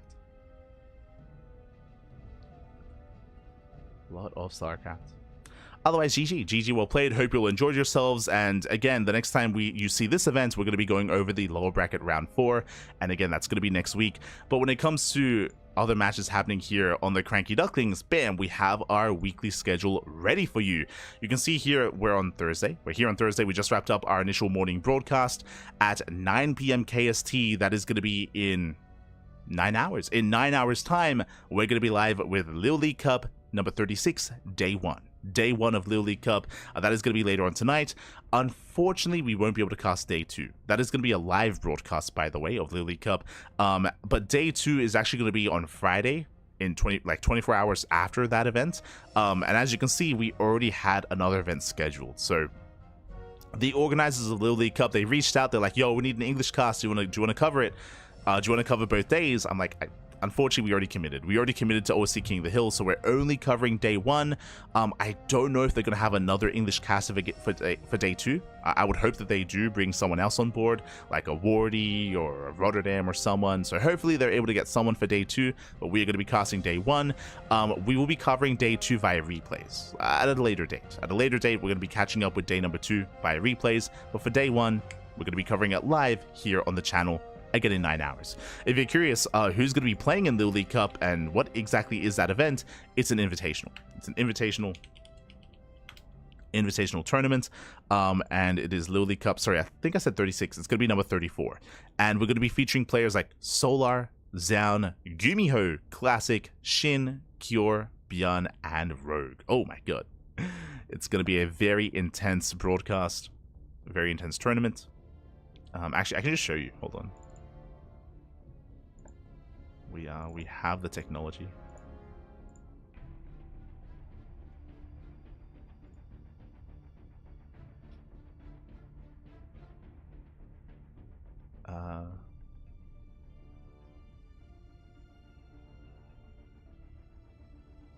There we go. So this is Little League Cup later on tonight. So again, best of 3s. We have best of 3s between Zaun, Solar, Gumiho, Classic, Shin, Cure, and Bjorn and Rogue. A very intense tournament here. Day 1 is going to be the quarterfinals. Day 2 is going to be the semis and the grand final. So again, 2-day event. 2 days here of StarCraft. We are only casting day 1 live. Day 2 we'll be casting via replays, and I'm hoping that they have someone else cover it live. I know that it's going to be casted by Rex in his own native language. I think they have Rex and some of the other language casters as well. But yeah, that's going to be later tonight. Later tonight, Little League Cup. Otherwise, bam, tomorrow we're going to be live with Thermal's 2v2 tournament. Again, we did admin, we did work behind the scenes on that tournament over the weekend, and we were given the replays, and we're going to be going over those matches live, I guess the replays live, Friday morning. That's going to be tomorrow in under 24 hours. We then have the OSC King of the Hill. This is a special edition of OSC King of the Hill as well. So there's a reason why, you know, we committed, and we're not gonna abandon OSC. We're not gonna abandon that tournament for Little League Cup. The reason for it, this is the 200th edition of OSC King of the Hill, And originally, we were only going to cast half of it. It's going to be 30 best of ones. 30 best of ones, King of the Hill format. We were only going to cast 15 of them and then hand it over to another caster like Chicken Man or Steadfast or Wardy. But we were notified that the original second caster is now unavailable. They're now unavailable. So Eddie's like, yo, do you want to do the whole thing? And we're like, okay, sure. So the entirety of OSC King of the Hill, we're going to be covering it here on the channel. Again, that's going to be 30 best of ones. It's going to be an intense broadcast. We'll make it. We'll get through it. we'll get through it together, Pat. We'll get through it together. On Saturday, we have KSL. That's going to be KSL on Saturday. That's going to be the Korean StarCraft League. Going to be a lot of fun. That is the Valentine's Day edition. That is KSL number 69. So if you want to spend Valentine's Day with us, if you want to 69 it up for KSL, then we got you covered on Saturday. We also have a Fire Grow Cup. That's a 2-day event. That's going to be at midnight. It's going to be Saturday/Sunday, midnight, 2 days straight here of Fire Grow Cup action. That is a CIS tournament, so that's going to be a lot of fun as well. And then we have Sparkling Tunic Up on Sunday, so plenty of StarCraft, plenty of content throughout the weekend, throughout the week. I do have to find a place for Little League Cup Day 2 for the replay cast, so I'll be going over our calendar and I'll try to find it as like a free day where we can get another cast in. But our schedule's really stacked and I would like to sleep at some point. I would like to get some sleep in. I'd like to get some food in as well. So yeah, as always, we have a really busy schedule here. Again, we cast more StarCraft than anyone else out there. So we got the quantity and we have a little bit of the quality as well. And thank you so much to Blakadoo's. God, thank you so much for the bits. We do appreciate the support. 100 bits in the chat. Thank you. 30 best of ones, papi. 30 best of ones. Man. It's gonna be crazy. It's gonna be crazy. How many hours is a live cast? Sorry, I just moved across the country and time doesn't exist in my mind. Oh no. Typically a broadcast is around 4 to 5 hours. I mean, hey, this cast was 3 hours and 40 minutes, so around 4 to 5 hours. But if you're curious, when is Little League Cup? That should be in 8.5 hours from this message, I believe. Yeah. So 8.5 hours from this message is 9 p.m. KST. So that's Little League Cup. And that's usually when we do host those events, like around 9 p.m. KST. So again, in 8.5 hours, that's usually when we have OSC King of the Hill, the podcast, Wardy TV Monday. It's all like around that time. We do kind of spread out our events like 12 hours from each other. We usually have one cast that is a little bit more friendly to the European region and one cast that's a little bit more friendly towards the NA region. So we try to have 2 casts a day, every single day for everyone. Globally, I mean. Everyone globally, Pat. Let's go. So that's typically how we try to spread things out. But yeah, otherwise, thanks for watching. Thanks for the support. We do appreciate it. Our calendar here, we'll find a day to put in the League Cup. We'll figure it out. We'll figure it out. Otherwise, thanks for watching. Thanks for the support. We'll see you guys in 8.5 hours, or we'll see you tomorrow. You know, whenever you're available. If you can't watch us live, check out the VODs, papi. As always, check out the VODs over on our YouTube. !socials in the chat. You get a link to our Twitter, Facebook, Instagram, YouTube, Discord. We have a TikTok, we have a Blue Sky, we have a Mastodon, all things CranKy Ducklings. We upload to YouTube on a daily basis. And on top of that, we also have our podcast. We have a talk show where we go over all of the events. We actually recently started posting tournament results as well. Hold on.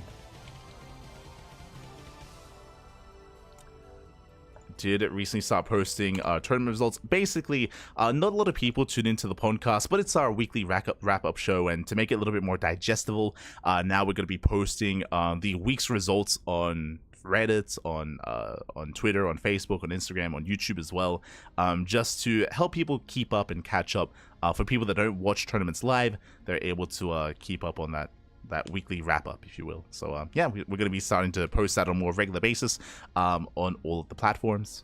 So we got you covered there as well. All the StarCraft. Otherwise, thanks for watching. Otherwise, just because we cast everything anyway, so may as well post about everything as well. So with that, thanks for watching, thanks for the support. We'll see you guys next time here on the CranKy Ducklings. Otherwise, you can also support us via Patreon. Our Patreon is set up to fund our tournaments on a regular basis. Events like Sparkling Tunic Cup, Sea Duckling Open, and Massive Storm Open as well. So if you want to help support the StarCraft community and the StarCraft scene, you can do so via Patreon. So thank you so much for the support, and we'll see you guys next time. Until then, I'm gonna go get some food, I'm gonna go get some sleep, and we'll be back for some more StarCraft. See you next time. Hasta luego. Ciao, papi, ciao. Hasta luego.